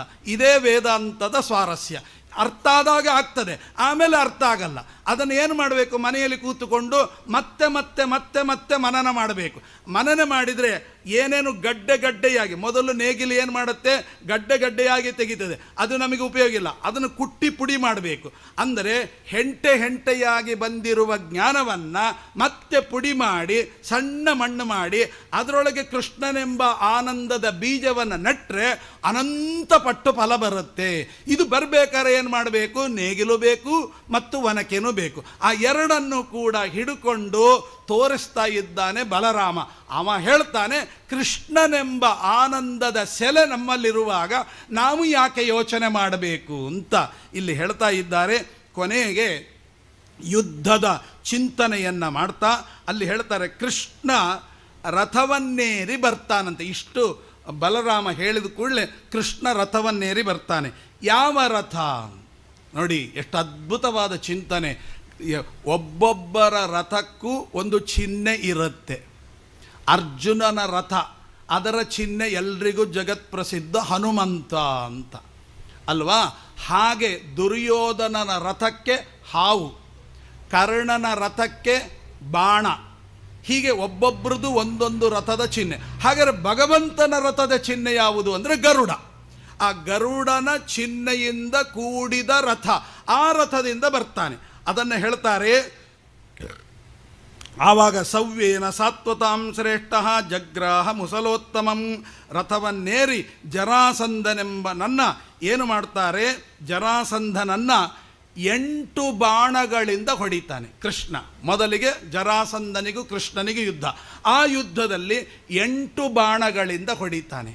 ಯಾಕೆ ಅಂದರೆ, ದಶಾವತಾರದಲ್ಲಿ 8ನೆಯವ ನಾನು. ದಶಾವತಾರದಲ್ಲಿ 8ನೆಯವ ನಾನು ಅಂದರೆ ಇದರಿಂದ ಮಾತ್ರ ನಾನು ಸಿಗೋದು. ಅರ್ಥ ಆಗಲಿಲ್ಲ. ಒಳಗಡೆ ಹೋದರೆ ಹೇಳ್ತಾರೆ, 1ರಿಂದ 2 ನಿರ್ಣಯ ಮಾಡಿದಾಗ ಮೂರು ಹತ್ತಿರವಾಗುತ್ತೆ. ಆ ಮೂರನ್ನು ಕೇಳಬೇಕಂತೆ. ಆ ಮೂರು ಹತ್ತಿರವಾದಾಗ ನಾಲ್ಕರ ಜ್ಞಾನ ಆಗುತ್ತೆ. ನಾಲ್ಕರ ಜ್ಞಾನ ಆದರೆ 5 ಗೆಲ್ಲಬಹುದು. 5 ಗೆದ್ದರೆ 6 ದೂರ ಹೋಗುತ್ತೆ. 6 ದಾಟಿದ 7 ನೋಡಿದರೆ ಆ 6 ಸಂಪರ್ಕವೇ ಇಲ್ಲದೆ ಇದ್ದದ್ದು 7. ಆ 7 ಕೇಳಬೇಕಂತೆ. ನಿನ್ನ ಜೊತೆಗೆ ಇರುವ 8 ನಂಟು ನನಗೂ ಅಂಟಿಸು ಅಂತಂದರೆ ಆಗ 8 ಜ್ಞಾನ ಆಗುತ್ತೆ ಅನ್ನೋದನ್ನು ತಿಳಿಸಲಿಕ್ಕೆ ಕೃಷ್ಣ 8 ಬಾಣಗಳನ್ನು ಬಿಟ್ಟ. ಏನು ಅರ್ಥ ಆಗಲಿಲ್ಲ. ಯಾವುದು ಅಂದರೆ 1ರಿಂದ 2 ಜ್ಞಾನ. ಹೇಗೆ? 1 ಅಂದರೆ ಯಾವುದು? 84 ಲಕ್ಷ ಯೋನಿಗಳಲ್ಲಿ 83,999 ಯೋನಿಗೂ ಕೊಡದೆ ಕೇವಲ ಒಂದೇ ಒಂದು ಮನುಷ್ಯ ಜನ್ಮಕ್ಕೆ ಮಾತ್ರ ಕೊಟ್ಟದ್ದು ಯಾವುದು ಗೊತ್ತಾ? ವಿವೇಕ. ಇದು ಯಾವ ಜನ್ಮಕ್ಕೂ ಕೊಟ್ಟಿಲ್ಲ, ಮನುಷ್ಯ ಜನ್ಮಕ್ಕೆ ಮಾತ್ರ ಕೊಟ್ಟಿದ್ದಾನೆ. ಅದು 1. ಆ 1 ಯಾಕೆ ನಮಗೆ ಮಾತ್ರ ಕೊಟ್ಟ? 2 ನೀನು ನಿರ್ಣಯ ಮಾಡಬೇಕು ಅಂತ. ಯಾವುದು 2? ಇಡೀ ಜಗತ್ತು 2. ಯಾಕೆ? ಒಳ್ಳೆ ವಿಷಯ, ಕೆಟ್ಟ ವಿಷಯ, ಒಳ್ಳೆ ಜನ, ಕೆಟ್ಟ ಜನ, ಒಳ್ಳೆ ಜಾಗ, ಕೆಟ್ಟ ಜಾಗ, ಯಾವುದು ಬೇಕಾದ್ರೂ ತಗೊಳ್ಳಿ, ಎಲ್ಲ 2 ದೇವರಿಟ್ಟ. ಯಾಕೆ? ನಾನು ಕೊಟ್ಟ 1ರಿಂದ ಅಂದರೆ ವಿವೇಕದಿಂದ 2 ನೀನು ನಿರ್ಣಯ ಮಾಡು. ಯಾವಾಗ 2 ನೀನು ನಿರ್ಣಯ ಮಾಡ್ತೀಯೋ 3 ಹತ್ತಿರ ಆಗುತ್ತೆ. ಯಾವುದು 3? ಜಗತ್ತಿನಲ್ಲಿರೋದೇ 3. ಯಾವುದು? ಸಾತ್ವಿಕರು, ರಾಜಸರು, ತಾಮಸರು. ಇವರು ತುಂಬ ಪಂಚಪ್ರಾಣ. ಇವ್ರನ್ನ ಕಂಡ್ರೆ ಆಗಲ್ಲ. ಇವರು ಏನಿಲ್ಲ. ಈ 3 ಬಿಟ್ಟು ಬೇರೆ ಗುಂಪೇ ಇಲ್ಲ. ಇರೋದೇ 3 ಗುಂಪು. ಈ 3 ಹತ್ತಿರ ಬರುತ್ತೆ. ನಿನ್ನ ಒಲುಮೆಗಿಂದ ನಿಖಿಳ ಜನರು ಬಂದು ಮನ್ನಿಸುವರ ಮಹಾರಾಯ. ಇಷ್ಟು 1ರಿಂದ 2 ನೀನು ನಿರ್ಣಯ ಮಾಡಿದರೆ ನಿಖಿಳ ಜನರು ಬಂದು ಮನ್ನಿಸುವರು. ಯಾವಾಗ 3 ಜನ ಬಂದು ಮನ್ನಿಸಿಬಿಟ್ರೋ 4 ಜ್ಞಾನ ಆಗುತ್ತೆ. ಧರ್ಮ ಅಂದ್ರೇನು, ಅರ್ಥ ಅಂದ್ರೇನು, ಕಾಮ ಅಂದ್ರೇನು, ಮೋಕ್ಷ ಅಂದ್ರೇನು ಜ್ಞಾನ ಆಗುತ್ತೆ. 4 ಜ್ಞಾನ ಆಯಿತು ಅಂದರೆ 5 ಸುಲಭವಾಗಿ ಗೆಲ್ಲಬಹುದು. ಯಾವುದು 5? ಜ್ಞಾನೇಂದ್ರಿಯ, ಕರ್ಮೇಂದ್ರಿಯ ಎರಡೂ 5 ಇದೆ. ಆ 2 ಸುಲಭವಾಗಿ ಗೆಲ್ಲಬಹುದು. 5 ಗೆದ್ದರೆ 6 ದೂರ ಹೋಗುತ್ತೆ. ಯಾವುದು? ಕಾಮ, ಕ್ರೋಧ, ಮೋಹ, ಲೋಭ, ಮದ, ಮಾತ್ಸರ್ಯಗಳು ದೂರ ಹೋಗುತ್ತೆ. ಅದನ್ನು ಗೆದ್ದವರು ಯಾರು? 7 ಅಂದರೆ ಯಾರು? ಮುಖ್ಯ ಪ್ರಾಣದೇವರು. ಯಾಕೆ ಮುಖ್ಯ ಪ್ರಾಣದೇವರು? ಸಪ್ತಶಿವಾಸು ಮಾತೃಷೂ ಅಂದರೆ ಏನು? 4 ವೇದ, ಮೂಲ ರಾಮಾಯಣ, ಮಹಾಭಾರತ, ಪಂಚರಾತ್ರ. ಈ 7 ತಾಯಿಯಂತ ಉಪಾಸನೆ ಮಾಡಿದ ಮುಖ್ಯ ಪ್ರಾಣದೇವರೇ 7. ಆ 7 6 ದಾಟಿದ್ದರಿಂದ 7. ಆ 7 ಜೊತೆಗೆ 8 ಇರುತ್ತೆ. ಯತ್ರ ಪವನಃ ತತ್ರ ಹರಿಹಿ, ಯತ್ರ ಹರಿಹಿ ತತ್ರ ಪವನಃ. ಆ 7 ಕೇಳಬೇಕಂತ. ಸ್ವಾಮಿ ನಿಮ್ಮ ಜೊತೆಗೆ ಇಟ್ಕೊಂಡಿರ್ತಿರಲ್ಲ 8, ಆ 8 ನಂಟು ನಮಗೂ ಅಂಟು ಸರಿ ಅಂತ. ಆಗ 8 ಜ್ಞಾನ ಆಗುತ್ತೆ. ಇದನ್ನು ಯಾರ ಮೇಲೆ ಪ್ರಯೋಗ ಮಾಡಿದ? ಸಂಶಯ ವಿಪರೀತ ಜ್ಞಾನಗಳ ಪ್ರತೀಕವಾದ ಜರಾಸಂಧನ ಮೇಲೆ ಕೃಷ್ಣ 8 ಬಾಣಗಳ ಪ್ರಯೋಗ ಮಾಡಿ ಈ 8ರಿಂದ ನನ್ನ ಅಂಟು ಅಂಟುತ್ತೆ ಅಂತ ತೋರಿಸಿದ. ಅವನಿಗೆ ಅರ್ಥ ಆಗಲಿಲ್ಲ, ಅವನು ಒದ್ದಾಡಿದ. ನಾವು ಅರ್ಥ ಮಾಡಿಕೊಂಡು ಆ 8 ಬಾಣದಿಂದ ಕೃಷ್ಣನನ್ನು ಪಡೆಯಬಹುದು ಅಂತನ್ನುವಂಥದ್ದು ಹರಿವಂಶದ ಒಳಗಿನ ರಸ. ಹೀಗೆ ತಿಳಿದುಕೊಂಡು ಕೊನೆಗೆ ಏನು ಮಾಡಿದರು? 5 ಬಾಣಗಳಿಂದ ಅವನ ಸಾರಥಿಯನ್ನು ಮತ್ತು ಅವನ ಕುದುರೆಗಳನ್ನು ಹೊಡೆದು ಹಾಕಿದ ಅಂತ ಹೇಳ್ತಾರೆ. ಹಾಗಾದರೆ ಅವನ ಸಾರಥಿಯನ್ನು ಮತ್ತು ಕುದುರೆಗಳನ್ನು 5 ಅಲ್ಲಿ 8 ಬಾಣದಿಂದ ಅವನನ್ನು ಹೊಡೆದದ್ದು, 5 ಬಾಣದಿಂದ ಇವನನ್ನು ಹೊಡೆದದ್ದು. ಯಾಕೆ ಹೊಡೆದರು ಅಂದರೆ 5 ಅಂದರೆ ಜ್ಞಾನೇಂದ್ರಿಯವೂ 5, ಕರ್ಮೇಂದ್ರಿಯವೂ 5. ಈ 5 ಹೇಗೆ ಗೆಲ್ಲಬಹುದು ಅಂದರೆ ಪಂಚಭೇದಗಳಿಂದ ಗೆಲ್ಲಬೇಕು. ಪಂಚಭೇದಗಳು ಅಂದರೆ ಜೀವ ಜೀವಭೇದ, ಜೀವ ಜಡಭೇದ, ಜಡ ಜಡಭೇದ, ಜಡ ಈಶಭೇದ, ಜೀವ ಈಶಭೇದ. ಇಡೀ ಜಗತ್ತಿನಲ್ಲಿ ಎಲ್ಲಿ ಹೋದರೂ ಈ ಪಂಚಭೇದಗಳೇ. ಯಾರೋ ಮೊನ್ನೆ ಹೇಳ್ತಾ ಇದ್ರು, ಏನ್ರಿ ಅವರು ದಿನಾ ನಮ್ಮ ಕಿವಿಗೆ ಬೆಳಗ್ಗೆ ಸಾಯಂಕಾಲ ಮೈಕ್ ಹಾಕಿ ಏನು ಹೇಳ್ತಾರೆ ಅಂದರೆ ಅಲ್ಲ ಅಲ್ಲ ಅಲ್ಲ ಇಲ್ಲ ಇಲ್ಲ ಇಲ್ಲ. ನಾನು ಹೇಳಿದೆ ಯಾಕೆ ತಲೆ ಕೆಡಿಸ್ಕೊತೀರಿ, ಅದು ಪಂಚಭೇದವೇ ಅಂದೆ. ಯಾಕೆ ಅಂದರು, ಅಲ್ಲ ಅಲ್ಲ ಅಲ್ಲ. ಯಾಕೆ? ಜೀವ ಒಂದೇನಾ? ಅಲ್ಲ. ಜಡ ಜೀವ ಒಂದೇನಾ? ಅಲ್ಲ. ಈಶ ಜೀವ ಒಂದೇನಾ? ಅಲ್ಲ. ಮತ್ತೇನು? ಜೀವ ಈಶ ಭೇದ? ಅದು ಅಲ್ಲ. ಅಲ್ಲ ಅಲ್ಲ ಅಲ್ಲ 5 ಭೇದ. ಯಾಕಲ್ಲ? ಇಲ್ಲ ಇಲ್ಲ ಇಲ್ಲ. ಏನಿಲ್ಲ ಅಂದರೆ ಜಡ ಭೇದ. ಯಾಕೆ ಅಂದರೆ ಜಡವಾಗಿರತಕ್ಕಂತಹ ಸಾಸಿವೆ, ಜಡವಾಗಿರತಕ್ಕಂಥ ರಾಗಿ ಒಂದೇನಾ? ಅಲ್ಲ. ಸಾಸಿವೆಯಲ್ಲಿರ್ತಕ್ಕಂಥ ಗುಣ ರಾಗಿಯಲ್ಲಿದೆಯೋ? ಇಲ್ಲ. ಹಾಗಾದರೆ ರಾಮಾಚಾರಲ್ಲಿರುವ ಗುಣ ಕೃಷ್ಣಾಚಾರಲ್ಲಿ ಇದೆಯೋ? ಇಲ್ಲ. ಆದ್ದರಿಂದಲೇ ಜೀವ ಜೀವ ಭೇದ. ಭಗವಂತನಲ್ಲಿರುವ ಅನಂತ ಗುಣಪೂರ್ಣತ್ವ ಜೀವನಲ್ಲಿದೆಯೋ? ಇಲ್ಲ. ಆದ್ದರಿಂದ ಈಶ ಜೀವ ಭೇದ. ಹೀಗೆ ಅಲ್ಲ ಅಲ್ಲ ಅಲ್ಲ, ಇಲ್ಲ ಇಲ್ಲ ಇಲ್ಲ ಅಂತ ಚಿಂತನೆ ಮಾಡಿದರೆ ಇಡೀ ಜಗತ್ತು ಪಂಚಭೇದಗಳಿಂದ. ಹಾಗಾಗಿ 5 ಬಾಣಗಳನ್ನು ಇಂದ್ರಿಯಗಳಿಗೆ ಸಾರಥಿಗೆ ಯಾಕೆ ಹೊಡೆದ ಅಂದರೆ, ಈ 5 ಭೇದಗಳಿಂದ ಮಾತ್ರ ಈ ಇಂದ್ರಿಯಗಳನ್ನು, ಕುದುರೆ ಅಂದರೆ ಇಂದ್ರಿಯಗಳು, ಶರೀರಂ ರಥಮೇವಚ ಇಂದ್ರಿಯಾಣಿ ಹಯಾನ್ಯಾಹು ಅಂತ ಉಪನಿಷತ್ತು ಹೇಳುತ್ತೆ. ಹೀಗೆ ಇಂದ್ರಿಯಗಳನ್ನು ಗೆಲ್ಲುವ ಕ್ರಮ ಹೇಗೆ ಅಂತ ನಮಗೆ 5 ಬಾಣಗಳನ್ನು ಬಿಟ್ಟು ಈ ತತ್ವವನ್ನು ತಿಳಿಸಿಕೊಡ್ತಾ ಇದ್ದಾರೆ. ನೋಡಿ, ಒಂದೊಂದು ಪ್ರಯೋಗದಲ್ಲೂ ನಮ್ಮ ಸಾಧನೆಗೆ ಬೇಕಾದ ಭರಪೂರ ತತ್ವಗಳು. ನೀವು ಕತೆ ಅಂತ ತಿಳ್ಕೊಂಡು ಹೋದರೆ ಅದು ಬರೀ ಕತೆ. ಆ ಕಥೆಯ ಒಳಗಡೆ ನಮ್ಮ ಸಾಧನೆ ತುಂಬಿದೆ ಅಂತ ತಿಳ್ಕೊಂಡ್ರೆ ಅದಕ್ಕೆ ಹರತಿ, ಏನು ಪ್ರತಿಬಂಧಕ ಇದೆಯೋ ಅದನ್ನು ಪರಿಹಾರ ಮಾಡಿ ಭಗವಂತನ ವಂಶವನ್ನು ತಿಳಿಸುವ ತತ್ವ ಆ ಗ್ರಂಥದ ಪುಂಜ. ಇದು ಹರಿವಂಶ ಅಂತ ತಿಳಿದುಕೊಂಡ್ರೆ ಅದ್ಭುತವಾದ ಚಿಂತನೆ ಅಂತ ನಾವು ತಿಳ್ಕೊಳ್ಬೇಕು. ಇದಾದ ಮೇಲೆ ಮುಂದೆ ಧನುಶ್ಚೇತೇದ ರಾಮಸ್ಯ ಜರಸಂಧೋ ಮಹಾಬಲಃ ಗದಯ ಜಗನಾಶ್ವಾನ್ ಕ್ರೋಧಾನ್ ಸಮಗದೇಶ್ವರ. ಆಮೇಲೆ ಘನಘೋರವಾಗಿರ್ತಕ್ಕಂಥ ಯುದ್ಧ. ವೃಷ್ಣಿವಂಶದ ಯೋಧರಿಗೂ ಜರಾಸಂಧನ ಮಂತ್ರಿಗಳಿಗೂ ಯುದ್ಧವಾಗುತ್ತೆ. ಯಾರ್ಯಾರಿಗೆ ಯುದ್ಧ ಆಯಿತು ಅದೆಲ್ಲ ತುಂಬ ಒಬ್ಬೊಬ್ಬರದ್ದು ವಿವರಣೆ ಭಾಳ ಅದ್ಭುತವಾಗಿದೆ. ರುಗ್ಮಿಗೂ ಕೃಷ್ಣನಿಗೂ ಯುದ್ಧ, ಭೀಷ್ಮಕನಿಗೂ ಆಹುಕನಿಗೂ ಯುದ್ಧ, ಕೃಥನಿಗೂ ವಸುದೇವನಿಗೂ ಯುದ್ಧ, ಅಕ್ರೂರನಿಗೂ ಕೇಶಿಕನಿಗೂ ಯುದ್ಧ, ಗದನಿಗೂ ಶಿಶುಪಾಲನಿಗೂ ಯುದ್ಧ, ಶಂಕುಗೂ ದತ್ತವಕ್ರನಿಗೂ ದ್ವಂದ್ವ ಯುದ್ಧಗಳಾಯಿತು. ಏನು ಅದ್ಭುತವಾದ ವಿವರಣೆ ಕೊಡ್ತಾರೆ ಇಲ್ಲಿ. ರುಗ್ಮಿ ಅಂದರೆ ವಿಪರೀತ ಜ್ಞಾನ, ಕೃಷ್ಣ ಅಂದರೆ ತತ್ವಜ್ಞಾನ. ಹೇಗೆ? ಸುಮ್ಮನೆ ಒಂದು ಉದಾಹರಣೆ ಕೊಡ್ತೇನೆ. ಕೃಷ್ಣಾರ್ಜುನ ಸಂವಾದ ಅಂತ. ನಮಗೆ ಇವೆಲ್ಲ ಅರ್ಥವೇ ಆಗಲ್ಲ. ಕೃಷ್ಣಾರ್ಜುನ ಸಂವಾದ ಅಂದ್ರೇನು? ಇದರ ಭಗವದ್ಗೀತೆಯಲ್ಲಿ ಹೇಳುವಾಗ ಶ್ರೀಕೃಷ್ಣಾರ್ಜುನ ಸಂವಾದೆ, ಕೃಷ್ಣನಿಗೂ ಅರ್ಜುನನಿಗೂ ಸಂವಾದ ಅಷ್ಟೇ ಅಲ್ಲ. ನಮಗೇನು ಕೃಷ್ಣ ಅರ್ಜುನ ಮಾತಾಡಿದರು ಅಲ್ವೇ ಅಲ್ಲ, ಒಳಗಿನ ತತ್ವವೇ ಬೇರೆ. ಏನು? ಕೃಷ್ಣ ಹೇಗಿದ್ದಾನೆ? ಕಪ್ಪಗಿದ್ದಾನೆ. ಅರ್ಜುನ ಹೇಗಿದ್ದಾನೆ? ಬೆಳ್ಳಗಿದ್ದಾನೆ. ಯಾವುದರ ಸಂವಾದ? ಬಿಳಿ ಕಪ್ಪಿನ ಸಂವಾದ. ಏನು ಬಿಳಿ ಕಪ್ಪು ಸಂವಾದ ಅಂದರೆ? ಬಿಳಿ ಅಂದರೆ ತತ್ವಜ್ಞಾನ, ಕಪ್ಪು ಅಂದರೆ ಅಜ್ಞಾನ. ಜ್ಞಾನ ಅಜ್ಞಾನಗಳ ಸಂವಾದ. ಇಲ್ಲಿ ನಾವು ತಿಳ್ಕೊಂಡಿದ್ದೆ ಬೇಸಿಕ್ಕೇ ಸರಿ ಇಲ್ಲ. ಯಾಕೆ ಹೇಳಿ? ಕೃಷ್ಣನನ್ನು ಕಪ್ಪು ಅಂತ ತಿಳ್ಕೊಂಡು, ಕಪ್ಪು ಅಂದರೆ ಅಜ್ಞಾನ, ಕೃಷ್ಣನನ್ನು ಅಜ್ಞಾನ ಅಂತ ತಿಳ್ಕೊಂಡಿದ್ವಿ. ಯಾವ ಅಜ್ಞಾನಿಯಾಗಿರ್ತಕ್ಕಂಥ ಅರ್ಜುನ ಇದ್ದಾನೆ ಅವನ ಬಿಳಿ ಅಂತ ತಿಳ್ಕೊಂಡ್ಬಿಟ್ವಿ. ನಿಜವಾಗಿ ಉಲ್ಟಾ ತಿಳ್ಕೊಬೇಕಾಗಿದೆ. ಕೃಷ್ಣನೇ ನಿಜವಾದ ಬಿಳಿ ಜ್ಞಾನಿ, ಅರ್ಜುನನೇ ನಿಜವಾದ ಅಜ್ಞಾನಿ ಕಪ್ಪು. ಈ ಕಪ್ಪು ಬಿಳಿಯ ಸಂವಾದವನ್ನು ತಿಳ್ಕೊಳ್ಳೋದ್ರಲ್ಲೇ ಎಡವಟ್ಟು ಮಾಡಿದ್ದರಿಂದ ಇಡೀ ಭಗವದ್ಗೀತೆ ಎಡವಟ್ಟಾಯ್ತು ನಮಗೆ. ಹಾಗಾದರೆ ಏನು ಮಾಡಬೇಕು? ಕಪ್ಪು ಬಿಳಿಯ ಸಂವಾದ. ಯಾಕೆ ಉಲ್ಟಾ ತಿಳ್ಕೊಂಡ್ವಿ ಅಂದರೆ, ನೀವು ನೋಡಿ, ನಮ್ಮ ಕಣ್ಣಿಗೆ ಏನು ಕಾಣುತ್ತೆ ಇದು ಬೆಳ್ಳಗೆ ಅಂತ, ಕಣ್ಣಿಂದ ಆ ಕಡೆ ಏನಿದೆ ಅದೇನು ಕಾಣಿಸ್ತಾ ಇಲ್ಲ, ಆದ್ದರಿಂದ ಕಪ್ಪು.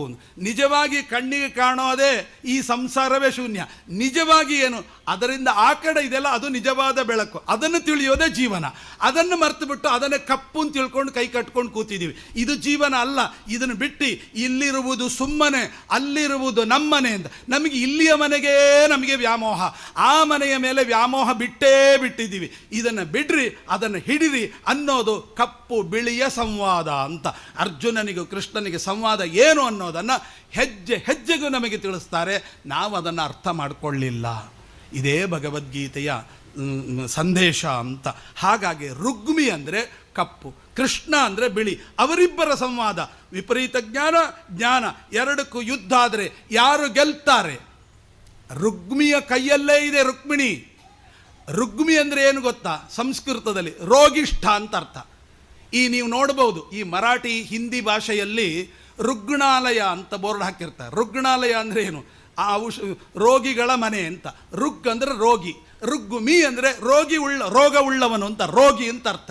ಅಂತ ರೋಗಿಗೂ ಆರೋಗ್ಯಕ್ಕೂ ಜಗಳ ಆದರೆ ಯಾರು ಗೆಲ್ಲಬೇಕು? ಆರೋಗ್ಯವೇ ಗೆಲ್ತದೆ ಹೊರತು ರೋಗಿ ಯಾವತ್ತೂ ಗೆಲ್ಲಲ್ಲ. ರುಕ್ಮಿಣಿಗೂ ಕೃಷ್ಣನಿಗೆ ಯುದ್ಧ ಆಡಿದರೆ ಗೆದ್ದದ್ಯಾರು? ಶ್ರೀಕೃಷ್ಣನ ಜಯವೇ ಹೊರತು ರುಗ್ಮಿಯ ಜಯ ಆಗೋದಿಲ್ಲ. ಎಷ್ಟು ಅದ್ಭುತವಾದ ಸಂದೇಶವನ್ನು ಕೊಡ್ತಾರೆ. ಅಕ್ರೂರ ಮತ್ತು ಕೇಶಿಕ ಅಂತ. ಅವರಿಬ್ಬರಿಗೆ ಯುದ್ಧ. ಕೇಶಿಕ ಅಂದರೆ ಏನು?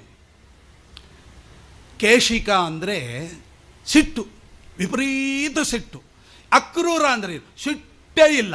ಈ ಸಿಟ್ಟಿಲ್ಲದಿದ್ದವನಿಗೆ ಬರೀ ಸಿಟ್ಟು ಮಾಡ್ಕೊಳ್ಳೋನ ಜೊತೆಗೆ ಯುದ್ಧ ಆಡಿದರೆ ಹೇಗಿರುತ್ತೆ? ಈಗ ಸಿಟ್ಟು ಮಾಡ್ಕೊಳ್ಳೋನ ಜೊತೆಗೆ ಸಿಟ್ಟು ಮಾಡ್ಕೊಳ್ಳೋನ ಜಗಳ ಆಡಿದರೆ ಡಿಶುಮ್ ಆಗುತ್ತೆ. ನೀವು ಏನು ಬೇಕಾದರೂ ಬೈರಿ, ಸುಮ್ಮನೆ ಕೂತ್ರೆ ಅವನಿಗೆ ಸಾಕಾಗಿ ಹೋಗಿ ಇವನು ಸಾವಾಸವೇ ಬೇಡಪ್ಪ, ಬೈತಾನೆ ಬೈತಾನೆ ಬೈತಾನೆ, ಅವನಿಗೇನಾದರೂ ವಿಕಾರ ಇಲ್ಲ. ಯಾವತ್ತೂ ಒಂದು ತಿಳ್ಕೊಳ್ಳಿ, ನಾವು ಈ ಶತ್ರುಗಳನ್ನು ಗೆಲ್ಲಬೇಕಾದರೆ ಶಾಂತತೆಯಿಂದ ಮಾತ್ರ ಗೆಲ್ಲಬಹುದೇ ಹೊರತು, ಒಂದು ತಿಳ್ಕೊಳ್ಳಿ, ನಮ್ಮನ್ನು ರೊಚ್ಚಿಗೊಳಿಸಲಿಕ್ಕೆ ಏನೆಲ್ಲ ಮಾಡ್ತಾರೆ, ನಿಮ್ಮ ಮನಸ್ಸು ಕೆಡಿಸಲಿಕ್ಕೆ ಅಂತಂತಾನೇನು ಅಂತ ಯಾವುದಕ್ಕೂ ಬಗ್ಗಲಿಲ್ಲ ಅಂದರೆ ಕೊನೆಗೆ ಅವನೇ ಹೊರಟೋಗ್ತಾನೆ.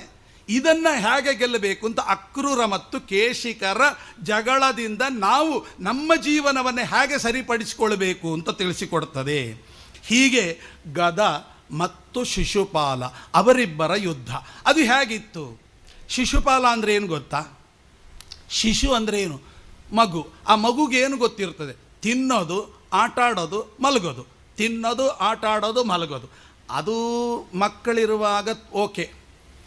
ಅದನ್ನು ಲೈಫ್ ಲಾಂಗ್ ಜೀವನದಲ್ಲಿ ಫಾಲೋ ಮಾಡ್ಕೊಂಬಂದರೆ ಶಿಶುಪಾಲ ಅಂದರೆ ತಿನ್ನೋದು ಮಲಗೋದು, ತಿನ್ನೋದು ಮಲಗೋದು, ಇಷ್ಟೇ ಜೀವನ, ಇನ್ನೇನು ಜೀವನವೇ ಇಲ್ಲ. ಅವನು ಯಾರೋ, ಅವನು ಶಿಶುಪಾಲ. ಅವನಿಗೂ ಗದನಿಗೂ, ಗದ ಅಂದರೆ ಏನು ಗೊತ್ತಾ? ಗ ಅಂದರೆ ಗತಿ, ತತ್ವಜ್ಞಾನ. ಗತ್ಯರ್ಥ ತೇತೆ ಜ್ಞಾನಾರ್ಥ ಅಂತ. ಅದನ್ನು ಧಾರಯತಿ, ತತ್ವಜ್ಞಾನವನ್ನೇ ತಲೆಯಲ್ಲಿ ತುಂಬಿಸಿಕೊಂಡವನಿಗೆ ಈ ಸೋಮಾರಿತನಕ್ಕೂ ಸಂಬಂಧ ಇದೆಯಾ? ಒಂದು ಕ್ಷಣ ವ್ಯರ್ಥ ಮಾಡಲ್ಲ. ಅಂತಹ ಜಗಳದಲ್ಲಿ ಏನು ತಿಳಿಸಿದರೋ ಶಿಶುಪಾಲನಿಗೆ ಏನೂ ನಡೆಯಲ್ಲ, ಗದನಿಗೆ ಜಯ ಸಿಗುತ್ತೆ ಅನ್ನೋದನ್ನು ತಿಳಿಸಿದರು. ಹೀಗೆ ದ್ವಂದ್ವ ಯುದ್ಧ, ಹೀಗೆ ಯಾದವರ ಹಾಗೂ ಜರಾಸಂಧನ ಸೈನ್ಯಗಳು 27 ದಿನಗಳ ಕಾಲ, ಮೊದಲನೇ ಸಲ ಬಂದಾಗ 27 ದಿನಗಳ ಕಾಲ ನಡೆಯಿತಂತೆ. ಯಾಕೆ ಗೊತ್ತಾ? 28ಕ್ಕೆ ದಾಟಿ ಬಿಟ್ಟಿದ್ದರೆ ಮುಗದೇ ಹೋಗ್ತಿತ್ತು. 27. ಯಾಕೆ ಅಂದರೆ ಅದು ಕೊನೆ ಸಂಖ್ಯೆ. ಯಾಕೆ ಅಂದರೆ 7 2 7 2 9, 9ಕ್ಕಿಂತ ದೊಡ್ಡ ಸಂಖ್ಯೆನೇ ಇಲ್ಲ. ಅದೇ ಹೈಯೆಸ್ಟ್ ಸಂಖ್ಯೆ. ಇನ್ನೇನಾದರೂ ಡಬಲ್ ಡಿಜಿಟ್ ಕೊಡಬೇಕು, ಸಿಂಗಲ್ ಡಿಜಿಟ್ನಲ್ಲಿ 9 ಕೊನೆ ಹಂತ. ಆದ್ದರಿಂದ 27ಕ್ಕೆ ಮುಗಿಸಿಬಿಟ್ರು. ಯಾಕೆಂದರೆ ಇನ್ನು ಮುಂದೆ ಹೋದರೆ ನಮ್ಮದು ನಡೆಯಲ್ಲ. ದೈತ್ಯರದು ಎಲ್ಲಿ ತನಕ ಬರ್ತದೆ ಅಂದರೆ ಒಂದು ಹಂತದ ತನಕ ಮಾತ್ರ. ಅದನ್ನು ದಾಟಿದರೆ ಗೆಲ್ಲೋದು ತತ್ವಜ್ಞಾನವೇ. ಅಜ್ಞಾನಕ್ಕೆ ಏನು ಆಸ್ಪದ ಇಲ್ಲ. ಅಲ್ಲಿ ತನಕ ನಾವು ತಾಳ್ಮೆಯಿಂದ ಇರಬೇಕು. ಅದನ್ನು ಅಕ್ರೂರನಿಂದ ನೋಡಿ ನಾವು ಕಲ್ತೀವಿ. ಇಂತಹ ಮಾತು ಅಕ್ರೂರನಿಗೆ. ಅದಕ್ಕೆ ನೋಡಿ, ಆ ಕೃಷ್ಣನ ನೋಡಲಿಕ್ಕೆ ಈ ಕಂಸನಿಂದ ಕಳಿಸಲ್ಪಟ್ಟ ಮಂತ್ರಿ ಅಕ್ರೂರ ಹೋಗ್ತಾನೆ ಕೃಷ್ಣನ ನೋಡಬೇಕು ಅಂತ, ಬಿಲ್ಲು ಹಬ್ಬಕ್ಕೆ ಆಮಂತ್ರಣ ಕೊಡಲಿಕ್ಕೆ. ಹೋದರೆ ಆ ಅಕ್ರೂರ ಹೀಗೆ ನೋಡ್ತಾನೆ, ಉರುಳು ಪ್ರದಕ್ಷಿಣೆ ಹಾಕ್ತಾನೆ. ಆ ಕೃಷ್ಣನ ಪಾದವನ್ನು ನೋಡಿ ಅದರ ಮೇಲೆ ಉರುಳುತ್ತಾ ಶಂಖ ಚಕ್ರಾದಿ ಚಿಹ್ನೆಗಳಿಂದ ನೋಡಿ ಉರುಳುಕೊಂಡು ಹೋಗ್ತಾನೆ. ಉರುಳುಕೊಂಡು ಹೋಗಿ ಕೊಟ್ಟಿಗೆ ಹತ್ರ ನಿಂತರೆ ನಿಜವಾದ ಆ ದೃಶ್ಯ ಮೈ ಕಲಕುವಂತೆ ಇದೆ ವರ್ಣನೆ. ಹೇಗೆ ಅಂದರೆ ಆ ಕೃಷ್ಣನ ಮುಂದೆ ನಿಂತು 80 ವರ್ಷದ ಮುದುಕ ಹೀಗೆ ಆ ವಿನಯದಿಂದ ಬಾಗಿ ನಿಂತಿದ್ದಾನೆ. ಆ ಕೃಷ್ಣ 5 ವರ್ಷದ ಬಾಲಕ, 80 ವರ್ಷದ ಮುದುಕ 5 ವರ್ಷದ ಬಾಲಕನ ಮುಂದೆ ಕೈ ಮುಗಿದು ಹೀಗೆ ನಿಂತರೆ ಎಷ್ಟು ಆನಂದ. ಬೆಳಗ್ಗೆಯಿಂದ ಯಾವ ರೂಪವನ್ನು ನೋಡಲಿಕ್ಕಾಗಿ ನಾನು ಹಾತೊರಿತಾ ಬಂದೆ ಅಂತ ರೂಪ ಕಣ್ಣು ಮುಂದೆ ನಿಂತಿದೆ. ಆ ಜ್ಞಾನ ಹೇಗಾಯಿತು ಅವನಿಗೆ ಅಂದರೆ ಅದನ್ನು ವರ್ಣನೆ ಮಾಡ್ತಾರೆ ವ್ಯಾಖ್ಯಾನಕಾರರು. ಅವನು ಬಂದ ಸಮಯ ಆಗಿದೆ ಅಂದರು. ಯಾವ ಸಮಯ ಅಂದರು? ಗೋಧೂಳಿ ಲಗ್ನ. ಯಾವ ಜ್ಞಾನದ ಸಂಕೇತ ಆಕಳೆಲ್ಲ ಕೊಟ್ಟಿಗೆಗೆ ಬಂದಿದ್ವಂತೆ. ಆ ಕೊಟ್ಟಿಗೆಗೆ ಬಂದಾಗ ಆಕಳ ಕಾಲಿನ ಪಾದದಿಂದ ಉಂಟಾದ ಧೂಳಿ ಮೇಲೆ ಹಾರಿತಂತೆ. ಹಾರಿ ಒಂದು ಹಂತದ ತನಕ ಹಾರುತ್ತೆ, ಆಮೇಲೆ ನಿಧಾನ ಕೆಳಗೆ ಬೀಳುತ್ತೆ. ಆ ಆಕಳ ಪಾದದಿಂದ ಉಂಟಾದ ಧೂಳಿ ಮೇಲೆ ಹಾರಿ ಮತ್ತೆ ಕೆಳಗೆ ಬೀಳುವಾಗ ಇವನೇನು ಉರುಳುತ್ತಾ ಇದ್ದ ಅವನ ಮೇಲೆಲ್ಲ ಆ ಪಾದದ ಧೂಳಿ, ಆ ಶಾಸ್ತ್ರಜ್ಞಾನ ಎಲ್ಲ ಮೈ ಅಂಟುಕೊಂಡಿತ್ತು, ತಲೆಯಲ್ಲಿ ತುಂಬಿಕೊಂಡು. ಹಾಗಾಗಿ ಕೃಷ್ಣನ್ ನೋಡಿದಾಗ ಅವನಿಗೆ ಏನು ಮಾತನಾಡಲಿಕ್ಕೆ ಅನಿಸಲಿಲ್ಲ. ಅದಕ್ಕೆ ಹಿಂದಿನ ಕಾಲದಲ್ಲಿ ಗೋಧೂಳಿ ಲಗ್ನದ ಮುಹೂರ್ತ ಅತ್ಯಂತ ಶ್ರೇಷ್ಠ ಮುಹೂರ್ತ ಅಂತ. ಅಲ್ಲಿ ತನಕ ಉಪವಾಸ ಇರಬೇಕು, ಅದಾಗಲ್ಲ ಅಂತ ಬಿಟ್ಟೇ ಬಿಟ್ರಿ. ಈಗೆಲ್ಲ ಗೋಧೂಳಿ ಲಗ್ನವೇ ಇಲ್ಲ, ಮರ್ತೆ ಹೋಗ್ಬಿಟ್ಟಿದೆ. ನಿಜವಾಗಿ ಆ ಗೋಧೂಳಿ ಲಗ್ನದ ಮಹತ್ವ ಎಷ್ಟು ಅದ್ಭುತ ಅಂದರೆ ತತ್ವಜ್ಞಾನಕ್ಕೆ ಹೇಳಿ ಮಾಡಿಸಿದ್ದು. ಅದಕ್ಕೆ ನೋಡಿ ಎಲ್ಲ ಮಠಗಳಲ್ಲೂ ಕೂಡ ಸಾಯಂಕಾಲನೇ ಉಪನ್ಯಾಸ. ಯಾಕೆ ಅಂದರೆ ಆ ಸಮಯ ಒಳ್ಳೆ ಗೋಧೂಳಿ ಲಗ್ನದಲ್ಲಿ ತಲೆ ತುಂಬಿಕೊಳ್ತಾ ತುಂಬಿಕೊಳ್ತದೆ ಅಂತ. ಮುಖ್ಯ ಅದಲ್ಲ, ಅಲ್ಲಿ ಬಂದು ನಿಂತರೆ ಕೃಷ್ಣ ಏನಂತ ಕೇಳ್ತಾನೆ ಹೇಳಿ? ನಾವಾಗಿದ್ದರೆ ಏನ್ರಿ ಆಚಾರ್ಯ ಚೆನ್ನಾಗಿದ್ದೀರಾ, ಹೆಂಡತಿ ಮಕ್ಕಳು ಚೆನ್ನಾಗಿದ್ದಾರಾ, ಸಂಬಳ, ಏನು ಕೆಲಸ ಮಾಡ್ತಾ ಇದ್ದೀರಿ, ಏನು ಕೇಳಬಾರ್ದು ಎಲ್ಲ ಕೇಳಿಬಿಡ್ತೀವಿ. ಏನು ಕೇಳಬೇಕು ಅದೇ ಕೇಳಲ್ಲ. ಅದಕ್ಕೆ ನಾವು ಸಾಮಾನ್ಯರು, ಅವರು ಜ್ಞಾನಿಗಳು. ಕೃಷ್ಣ ಏನು ಕೇಳಿದ? 5 ವರ್ಷದ ಬಾಲಕ ಆ ಅಕ್ರೂರನಿಗೆ ಕೇಳ್ತಾ ಇದ್ದಾನೆ. ಎಂಥ ಪ್ರಶ್ನೆ ಕೇಳ್ತಾನೆ ಗೊತ್ತಾ?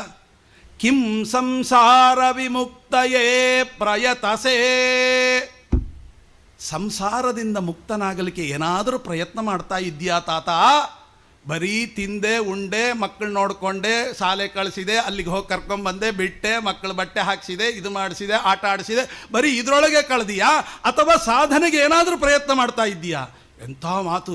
ಅವರಿಗಲ್ಲ, ಇವತ್ತು ನಮ್ಮೆಲ್ಲರಿಗೂ ಕೃಷ್ಣ ಕೇಳುವ ಪ್ರಶ್ನೆ, ನಿಮ್ಮ ಸಂಸಾರದ ಒಳಗೆ ಇದ್ದುಕೊಂಡು ಈಸಬೇಕು, ಇದ್ದು ಜಯಿಸಬೇಕು. ಏನು ಮಾಡಿದಿರಿ, ಏನು ಸಾಧನೆ ಮಾಡ್ತಾ ಇದ್ದೀರಿ? ಆ ಸಾಧನೆಯ ಬಗ್ಗೆ ಕೇಳುವ ವ್ಯಕ್ತಿ ಒಬ್ಬನೇ ಒಬ್ಬನು, ಅವನೇ ಶ್ರೀಕೃಷ್ಣ. ಆ ಕ್ಷೇತ್ರಕ್ಕೆ ನಾವು ಬಂದಿದ್ದೀವಿ. ಅವನು ಕೇಳುವ ಪ್ರಶ್ನೆಗೆ ನಾವು ರೆಡಿ ಇರಬೇಕು ಉತ್ತರ. ಏನು ಮಾಡಿದ್ದೀರಿ ಸಂಸಾರ ಸಾಧನೆಗೆ? ಏನಿಲ್ಲ, ಮೈಸೂರು ರಾಮಚಂದ್ರಾಚಾರ್ಯ ಜೊತೆಗೆ ಬಂದಿದ್ದೀವಿ, ಅದೇ ದೊಡ್ಡ ಸಾಧನೆ. ಕೃಷ್ಣ ಕೇಳಿದರೆ ಧೈರ್ಯವಾಗಿ ಉತ್ತರ ಕೊಡಬಹುದು. ಅವರು ಕರ್ಕೊಂಬಂದಿದ್ದಾರೆ, ನಾವು ಬಂದಿದ್ದೀವಿ, ಇನ್ನು ಇದಕ್ಕಿಂತ ದೊಡ್ಡ ಸಾಧನೆ ಇನ್ನೇನು ಬೇಕು ಅಂತ ಧೈರ್ಯವಾಗಿ ಕೃಷ್ಣನ ಮುಂದೆ ನಾವು ಹೇಳ್ಕೋಬಹುದಾ? ಕಿಂ ಸಂಸಾರ ವಿಮುಕ್ತಯೇ ಪ್ರಯತಸೇ. ಅದ್ಭುತವಾದ ಇವೆಲ್ಲ ಕಥೆಯ ಒಳಗಿನ ತತ್ವ ನಾವು ತಿಳ್ಕೊಂಡಾಗ ನಮ್ಮ ಜೀವನದಲ್ಲಿ ನಾವೇನು ಅಳವಡಿಸ್ಕೊಳ್ಬೇಕು? ಕಥೆ ಮುಖ್ಯ ಅಲ್ಲ, ಕಥೆಯ ಒಳಗಡೆ ಅಡಗಿರುವ ತತ್ವವನ್ನು ತಿಳ್ಕೊಂಡು ನಮ್ಮ ಜೀವನದಲ್ಲಿ ಅಳವಡಿಸಿಕೊಂಡ್ರೆ ಅದು ನಿಜವಾದ ಸಾಧನೆ. ಅದಿಲ್ದಿದ್ರೆ ಏನು ಸಾಧನೆ ಹೇಳಿ? ಯಾರೋ ಮೊನ್ನೆ ಕೇಳ್ತಾ ಇದ್ರು, ಅದನ್ನು ಎಲ್ಲೋ ಉಪನ್ಯಾಸದಲ್ಲಿ ಮಾಡಿದೆ, ಅದೆಲ್ಲ ವೈರಲ್ ಆಗಿಬಿಟ್ಟಿದೆ, ಎಲ್ಲರೂ ಅದನ್ನೇ ಕೇಳೋದು. ಏನು ಅಂದರೆ, ನಾನು ಸುಮ್ಮನೆ ಏನೋ ಹೇಳಬೇಕು ಅಂತ ಹೇಳಿದ್ದೆ ಎಲ್ಲೋ ಒಂದು ಉಪನ್ಯಾಸದಲ್ಲಿ. ಏನು ಅಂದರೆ, ಅವ್ರು ಯಾರೋ ಮನೆಗೆ ಹೋಗಿದ್ದೆ. ಮನೆಗೆ ಹೋದಾಗ ಅವರು ಮತ್ತು ದೇವರ ಪೂಜೆನೇ ಮಾಡಲ್ಲ ಆಚಾರ್ಯ, ಒಂದು ಸ್ವಲ್ಪ ಬುದ್ಧಿವಾದ ಹೇಳಿ ಅಂತ ಹೆಂಡತಿ ಗಂಡನಿಗೆ. ಸರಿ ಅಮ್ಮ, ಯಾಕೆ ಹಾಗೆ ಮಾಡ್ತೀರಿ, ದಿನಾ ದೇವ್ರ ಪೂಜೆ? ಅಯ್ಯೋ ಆಚಾರ್ಯ, ಅವಳಿಗೇನು ಗೊತ್ತು, ಆ ಗಂಧ ತೆಗಿಬೇಕಾದ್ರೆ ರೆಟ್ಟೆಲ್ಲ ಸೋತ ಹೋಗುತ್ತೆ, ದಿನಾ ಸುತ್ತಿ ಸುತ್ತಿ ಸುತ್ತಿ ಸಾಕಾಗಿ ಹೋಗುತ್ತೆ ಹಾಗೆ ಅಂತ. ನಾನು ಹೇಳಿದೆ, ಅಲ್ಲ ಅದರ ಬದಲಿಗೆ ಇನ್ನೊಂದು ಉಪಾಯ ಆಚಾರ್ಯ. ಏನು? ಗಂಧದ ಪುಡಿ ಸಿಗುತ್ತೆ, ಅದನ್ನೇ ಕಲಸಿ ಸಾಲಿಗ್ರಾಮದ ಮೇಲೆ ಇಟ್ಟರೆ ಸುಲಭ. ಅದು ಬೇಡ ಅಂತಾಳೆ, ತಿಕ್ಕಿರಿ ಅಂತಾಳೆ. ಅವಳಿಗೇನು ಗೊತ್ತು ಕಷ್ಟ, ನಮ್ಮ ಕಷ್ಟ ಅವ್ರಿಗೇನು ಗೊತ್ತು? ನಾನು ಹೇಳಿದೆ, ಯೋಚನೆ ಮಾಡಬೇಡಿ, ಅದು ಯಾತಕ್ಕೆ ದೇವರು, ಅವನಿಗೆ ಗೊತ್ತಿತ್ತಲ್ಲ ಪುಡಿ ಸಿಗುತ್ತೆ, ಅದನ್ನೇ ಕಲಸಿ ನನ್ನ ತಲೆ ಮೇಲೆ ಇಡ್ರಿ ಅಂತ ಹೇಳ್ಬೋದಾಗಿತ್ತಲ್ಲ, ಯಾಕೆ ಹೇಳಲಿಲ್ಲ? ತಿಕ್ಕ್ರಿ ಅಂತ ಯಾಕೆ ಹೇಳಿದ? ಅದರಿಂದ ಪುಣ್ಯ ಬರಲ್ಲ, ಇದರಿಂದ ಪುಣ್ಯ ಬರುತ್ತೆ. ಏನು ಪುಣ್ಯ? ನೀವು ಕೊರಡು ಹಿಡ್ಕೊಂಡು ಆ ಸಾಣೆಕಲ್ ಮೇಲೆ ತಿಕ್ತಿರಲ್ಲ, ಒಂದು ಸುತ್ತು ಸುತ್ತಿದರೆ ಒಂದು ಭೂಮಂಡಲ ಪ್ರದಕ್ಷಿಣೆ ಮಾಡಿದ ಪುಣ್ಯ ಅಂತ. ನೋಡಿ ಎಷ್ಟು ಸುತ್ತುತ್ತೀರಿ, ಆ ಗಂಧ ತೆಗಿಬೇಕಾದ್ರೆ ಎಷ್ಟು ಸುತ್ತುತ್ತೀರಿ, ಅಷ್ಟು ಪುಣ್ಯ ನಿಮಗೆ ಬರ್ತದೆ. ಕೂತಲ್ಲೇ ಬ್ರಹ್ಮಾಂಡ ಪ್ರದಕ್ಷಿಣೆ ಮಾಡಿದ ಪುಣ್ಯ. ದೇವರು ಇದನ್ನು ಕೊಡಬೇಕು ಅಂತ ಏನು ಬೇಡಪ್ಪ, ಒಂದು ಗಂಧ ಮುದ್ದೆ ತೆಗೆದು ನನ್ನ ತಲೆ ಮೇಲೆ ಇಡು ಅಂದರೆ ನೀವಿಷ್ಟು ಸೋಮಾರಿತನ ತೋರಿಸಿದರೆ ಹಾಗೆ. ನೋಡಿ, ಈ ಒಳಗಿನ ವಿಷಯ ಗೊತ್ತಿಲ್ಲದೆ ಬರೀ ಗಂಧ ತೆಗೆದು ತಲೆ ಮೇಲೆ ಇಡು ಅಂದರೆ ಯಾರಿಗೆ ಬೇಜಾರಾಗಲ್ಲ. ಇದನ್ನು ತಿಳಿರಿ, ನಾಳೆಯಿಂದ ನೋಡಿ ಗಂಧ ತೆಗೆಯುವ ಏನು ಹುರುಪು ಬರ್ತದೆ ಅಂದರೆ ಇನ್ನೂ ಜಾಸ್ತಿ ಇಡೋಣ ಅಂತ. ಹಾಗೆ ಯಾರೋ ಅವ್ರ ಹೆಂಡತಿ ಕೇಳಿದ್ರು, ಏನು ಎಲ್ಲ ನಮ್ಮ ಗಂಡನಿಗೆ ಉಪದೇಶ ಮಾಡಿಬಿಟ್ರಿ, ನಮಗೆ ಯಾಕೆ ಉಪದೇಶ ಮಾಡಲ್ಲ? ಯಾರು ಹೇಳಿದ್ದು? ಅಲ್ಲ ನಮಗೆ, ನಾವು ಮಾತ್ರ ಬೇಯಿಸಿ ಹಾಕಬೇಕಷ್ಟೇ. ನಾನು ಇಲ್ಲ ನಿಮಗೂ ಇದೆ ಅಂದೆ. ಏನು? ಆ ಪೂಜೆ ಮಾಡಿಬಿಟ್ಟು ನಿಮಗೆ ತೀರ್ಥ ಕೊಟ್ಬಿಟ್ಟು ಅವರು ಊಟ ಕೊಡ್ತಾರಲ್ಲ, ಆಗ ನೀವು ದೋಸೆ ಹಾಕ್ತಿರಲ್ಲ, ಒಂದು ಸೌಟ್ ಹಾಕಿ 3 ಸುತ್ತು ಮಿನಿಮಮ್ ಸುತ್ತುತ್ತೀರಿ. ಅದು ಏನು ಗೊತ್ತಾ? 3 ಭೂಮಂಡಲ ಪ್ರದಕ್ಷಿಣೆ. ಗಂಡನಿಗೆ ಹಾಕಿದ ಒಂದು ದೋಸೆಯಲ್ಲಿ 3 ಭೂಮಂಡಲ ಪ್ರದಕ್ಷಿಣೆ ಹಾಕಿದ ಪುಣ್ಯ ಯಾರಿಗುಂಟು ಯಾರಿಗಿಲ್ಲ. ದಿನಾ ದೋಸೆ ಹಾಕ್ರಿ, ಯಾರು ಬೇಡ ಅಂತಾರೆ. ಆಮೇಲೆ ಅವರು ಬೇಜಾರು ಮಾಡಿಕೊಂಡ್ರೆ ಕಷ್ಟ. ಏನು ದಿನಾ ದೋಸೆ ಅಂತ ಅಂದರೆ ತಾತ್ಪರ್ಯ ಏನು ಅಂದರೆ, ಒಂದು ದೋಸೆ ಹಾಕೋದ್ರಲ್ಲೂ ಇಷ್ಟು ಅನುಸಂಧಾನ ಇದೆ, ಒಂದು ಗಂಧ ತೆಗೆಯೋದ್ರಲ್ಲೂ ಕುಬ್ಜಾ ಗಂಧಾನು ಲಿಪ್ತಾಂಗೋ ಮಾಯಿ ಪರಮ ಪುರುಷ. ಈ ಅನುಸಂಧಾನದಿಂದ ನೀವು ಗಂಧ ತೆಗೆದು ಇಟ್ಟರೆ, ಅಲ್ಲ ದೇವರಿಗೆ ಈ ಕೆಲಸ ಮಾಡಬೇಕು ಅಂತ ಇರಲಿಲ್ಲ. ಯಾಕೆ ಮಾಡಿದ? ಆ ಗಂಧವನ್ನು ಕೊಟ್ಟದ್ದು ಯಾರು? ಕುಬ್ಜಾದೇವಿ ಕೃಷ್ಣನಿಗೆ ಗಂಧ ಕೊಟ್ಟಳು, ಸಂತೋಷದಿಂದ ಕೊಟ್ಟಳು. ಅವನಿಗೇನು ಮಾಡಿದ? ಆ ಕುಬ್ಜೆಗೆ ಏನಿಲ್ಲ, ಅವಳು ತ್ರಿವಕ್ರೆ, 3 ವಕ್ರೆ ಆಗಿತ್ತು. ಆ 3 ವಕ್ರೆಯನ್ನು ಹೀಗೆ ಹಿಡಿದು ಎತ್ತಿಬಿಟ್ಟ, ಲಟಕ್ ಅಂತ ಸರಿ ಹೋಯ್ತು. ಏನು ಅಂದರೆ, ನಿಮಗೂ ಕೂಡ ಜೀವನದಲ್ಲಿ ನೀವೆಲ್ಲ ತ್ರಿವಕ್ರೆಯರೇ. ಏನ್ರಿ ನಾವೆಲ್ಲಿ ತ್ರಿವಕ್ರ ಸೀದಾ ಆಗಿದ್ದೇವಲ್ಲ? ಇಲ್ಲ, ಮನಸ್ಸು, ಕಾಯ, ವಾಚ. ಮನಸ್ಸಿದ್ದಾಗೆ ಮಾತಿಲ್ಲ, ಮಾತಿದ್ದಾಗೆ ಒಳಗಡೆ ಇಲ್ಲ, ಮನಸ್ಸಿಲ್ಲ. ಮನಸ್ಸು, ಮಾತು, ಶರೀರ ಈ ಮೂರು ಒಂದಕ್ಕೊಂದು ಹೊಂದಾಣಿಕೆನೇ ಇಲ್ಲ. ಹೊರಗೆ ಆಚಾರೇ ಎಂತಹ ದೊಡ್ಡವರು, ಒಳಗೆ ನಿಮ್ಮ ಮನೆ ಹಾಳಾಗ ಅಂತ ಎಲ್ಲ ಒಳಗೊಳಗೆ ಇರ್ತದೆ. ಹೊರಗಡೆ ಒಂದು, ಒಳಗಡೆ ಒಂದು. ಈ ಮೂರು ವಕ್ರತನ ಇದೆಯಲ್ಲ, ಇದು ಯಾವಾಗ ಸರಿ ಆಗುತ್ತೆ? ಆ ದೇವರಿಗೆ ಸರಿಯಾದ ರೀತಿಯಲ್ಲಿ ಗಂಧ ಕೊಟ್ಟರೆ ಕುಬ್ಜ ಗಂಧ ಅನುಲಿಪ್ತಾಂಗೋ ಏನಾಗುತ್ತೆ ಗೊತ್ತಾ? ಆ ಮೂರನ್ನು ಸರಿ ಮಾಡ್ತಾನಂತೆ. ನೋಡಿ, ಆ ಮೂರನ್ನು ಯಾವ ಡಾಕ್ಟ್ರು ಸರಿ ಮಾಡಲಿಕ್ಕಾಗಲ್ಲ. ಆದರೆ ನೀವೊಂದು ಮುದ್ದೆ ಗಂಧ ದೇವರಿಗೆ ಇಟ್ಟುಬಿಟ್ರೆ ಅದನ್ನು ಪರಿಹಾರ ಮಾಡ್ತಾನೆ. ಅಂದರೆ ಯಾಕೆ ದಿನ ದೇವ್ರ ಪೂಜೆ ಮಾಡಬಾರ್ದು?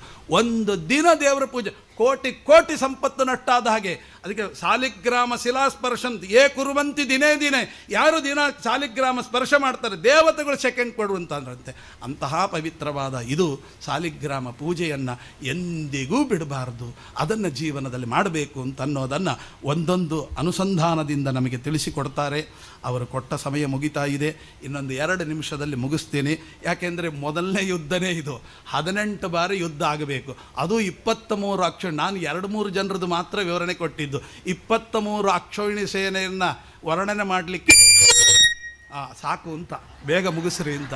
ಆದ್ದರಿಂದ ಇದನ್ನು ನಾವು ವರ್ಣನೆ ಮಾಡಿದರೆ ನಿಮ್ಮಿಂದೂ ಆಗಲ್ಲ, ನಾವೂ ಕೂಡಲ್ಲ, ಆಚಾರವೂ ಬಿಡಲ್ಲ.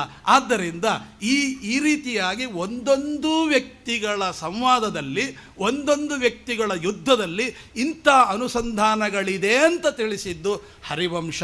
ಇಂತಹ ಹರಿವಂಶದಲ್ಲಿ ಯಾಕೆ ಹಾಗಾದರೆ ಅಷ್ಟು ಸಲ ಬಿಟ್ಟರು? ಒಂದೇ ಕಾರಣ, ಇವನನ್ನು ಕೊಂದ ಕೀರ್ತಿ ನನ್ನ ಭೀಮನಿಗೆ ಬರಬೇಕು ಅನ್ನುವ ಕಾರಣಕ್ಕಾಗಿಂತ ಮುಂದೆ ಒಂದು ಅಶರೀರವಾಣಿ ಆಗುತ್ತೆ. ಬಲರಾಮದೇವರು ಹೊಡಿಲಿಕ್ಕೆ ಅಂತ, ಜರಾಸಂಧನ ಹೊಡಿಲಿಕ್ಕೆ ಅಂತ ಹೋದಾಗ, ಬೇಡ ಇವನನ್ನು ಕೊಲ್ಲುವವ ಮತ್ತೊಬ್ಬನಿದ್ದಾನೆ ಅಂತ ಅಶರೀರವಾಣಿ ಆದಾಗ ಅಲ್ಲಿಗೆ ಬಿಟ್ಟು ಅವನು ಓಡಿ ಹೋಗ್ತಾನೆ ಆ ಜರಾಸಂಧ ಅಂತನ್ನುವ ಮಾತು ಮುಂದೆ ಬರುತ್ತೆ. ಹೀಗೆ 18 ಬಾರಿ ಆದರೂ. ಯಾಕೆ ಅಂದರೆ ರಾಮ ಋಣ ಇಟ್ಟುಕೊಳ್ಳಲ್ಲಂತೆ.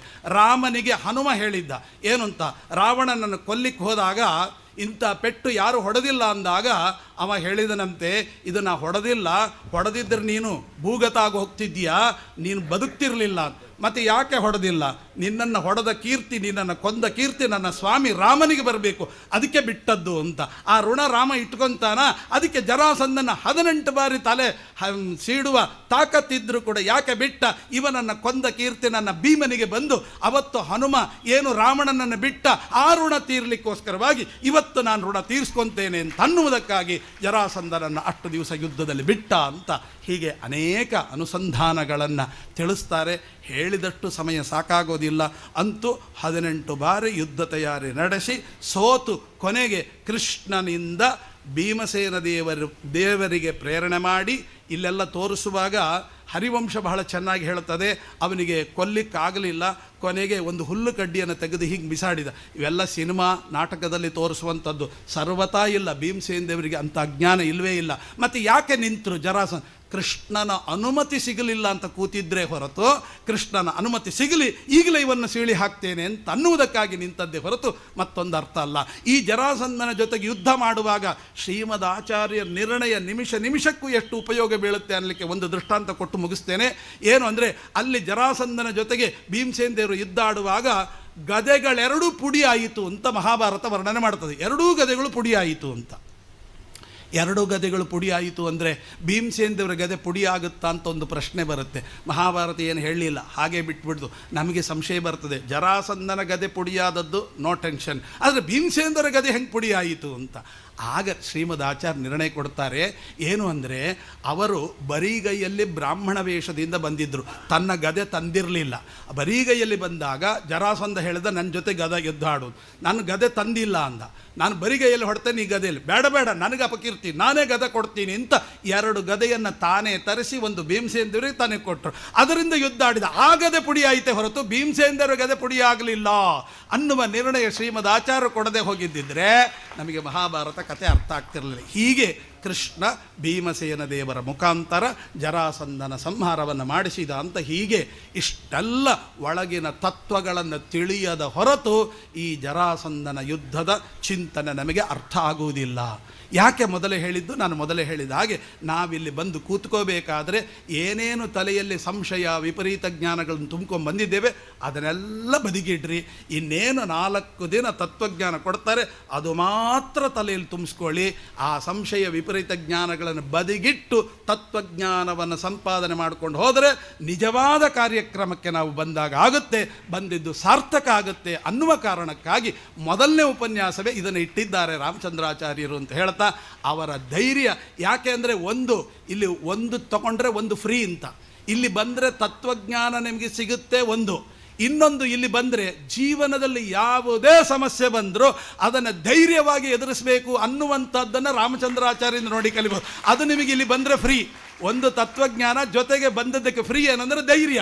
ಏನು ಬೇಕಾದರಾಗಲಿ ನಮ್ಮ ಸಾಧನೆ ನಮ್ಮ ಮುನ್ನಡಿಬೇಕು, ಆಗಲೇ ನಾವು ಗುರಿ ಮುಟ್ಟಲಿಕ್ಕೆ ಸಾಧ್ಯ.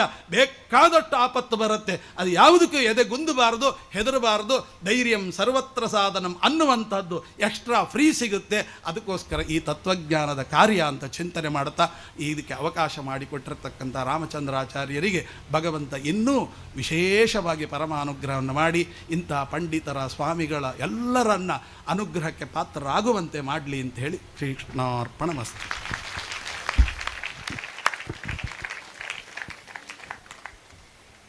ಹರಿವಂಶದ ಕೃಷ್ಣನ ಕಥೆಯಿಂದ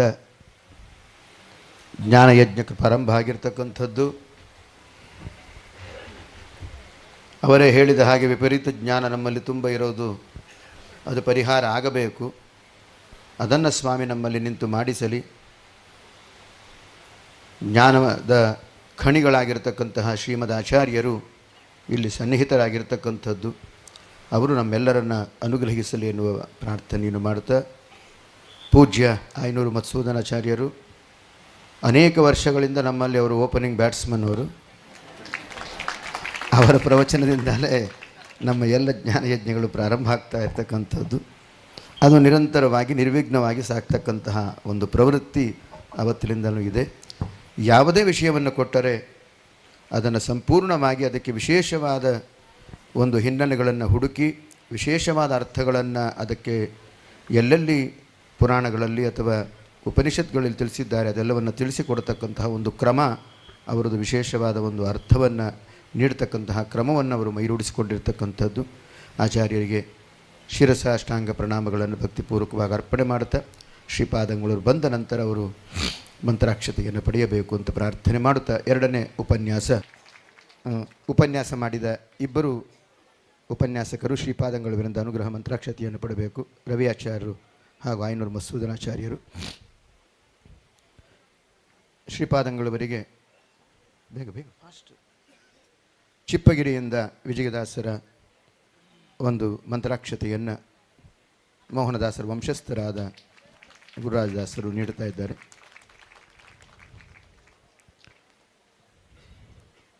ಪೂಜ್ಯ ರವಿಯಾಚಾರ್ಯರು ನಮ್ಮ ಕಾಶಿಯ ಪುರಂದರೋತ್ಸವಕ್ಕೂ ಸುಮಾರು ಸಹಾಯವನ್ನು ಹುಬ್ಬಳ್ಳಿಯಲ್ಲೇ ಇದ್ದು ತಾವು ಮಾಡಿದ್ದಾರೆ. ಅವರಿಗೆ ಅನಂತ ಅನಂತ ಪ್ರಣಾಮಗಳನ್ನು ಸಲ್ಲಿಸಿ, ಒತ್ತಾಯದಿಂದ ನಾವು ಕರೆಸಿದ್ದೇವೆ ಅಂತ ಹೇಳಿದ್ದಾರೆ. ಹಾಗಂತೂ ಖಂಡಿತ ಇಲ್ಲ, ನಾನು ಪ್ರೀತಿಯಿಂದ ಅವರನ್ನು ಕರೆಸಿದ್ದೇನೆ. ಆಚಾರ್ಯರು ಬಂದದಕ್ಕಾಗಿ ಅನಂತ ಅನಂತ ವಂದನೆಗಳನ್ನು ಸಲ್ಲಿಸಿ, ಇಬ್ಬರು ವಿದ್ವಾಂಸರು ಈಗ ಅನುಗ್ರಹ ಮಂತ್ರಾಕ್ಷತೆಯನ್ನು ಪಡೆದಿದ್ದಾರೆ. ಪೂಜ್ಯ ಬ್ರಹ್ಮಣ್ಯಾಚಾರ್ಯರು ಪುರಂದರದಾಸರ ಮತ್ತೊಂದು ಕೃತಿ ಏನೆಂತೊಲಿದೆ ನಿನ್ನವರಂತೆ ಕೇಡು ಬುದ್ಧಿ ಎನ್ನೊಳಗಿಲ್ಲ ಅಂತ ಒಂದು ಪುರಂದರದಾಸರ ವಿಶೇಷವಾದ ದೇವರ ನಾಮ, ಅದನ್ನು 50 ನಿಮಿಷಗಳ ಕಾಲ ಪ್ರಸ್ತುತಪಡಿಸಬೇಕು ಅಂತ ವಿನಂತಿಸಿಕೊಳ್ತಾ ಇದ್ದೇನೆ. ಇದೇ ಕೊನೆಯ ಪ್ರವಚನ. ಇದಾದ ಮೇಲೆ ತೀರ್ಥ ಪ್ರಸಾದ ಇರತಕ್ಕಂಥದ್ದು. ಆಚಾರ್ಯರು ಪ್ರಾರಂಭ ಮಾಡಿ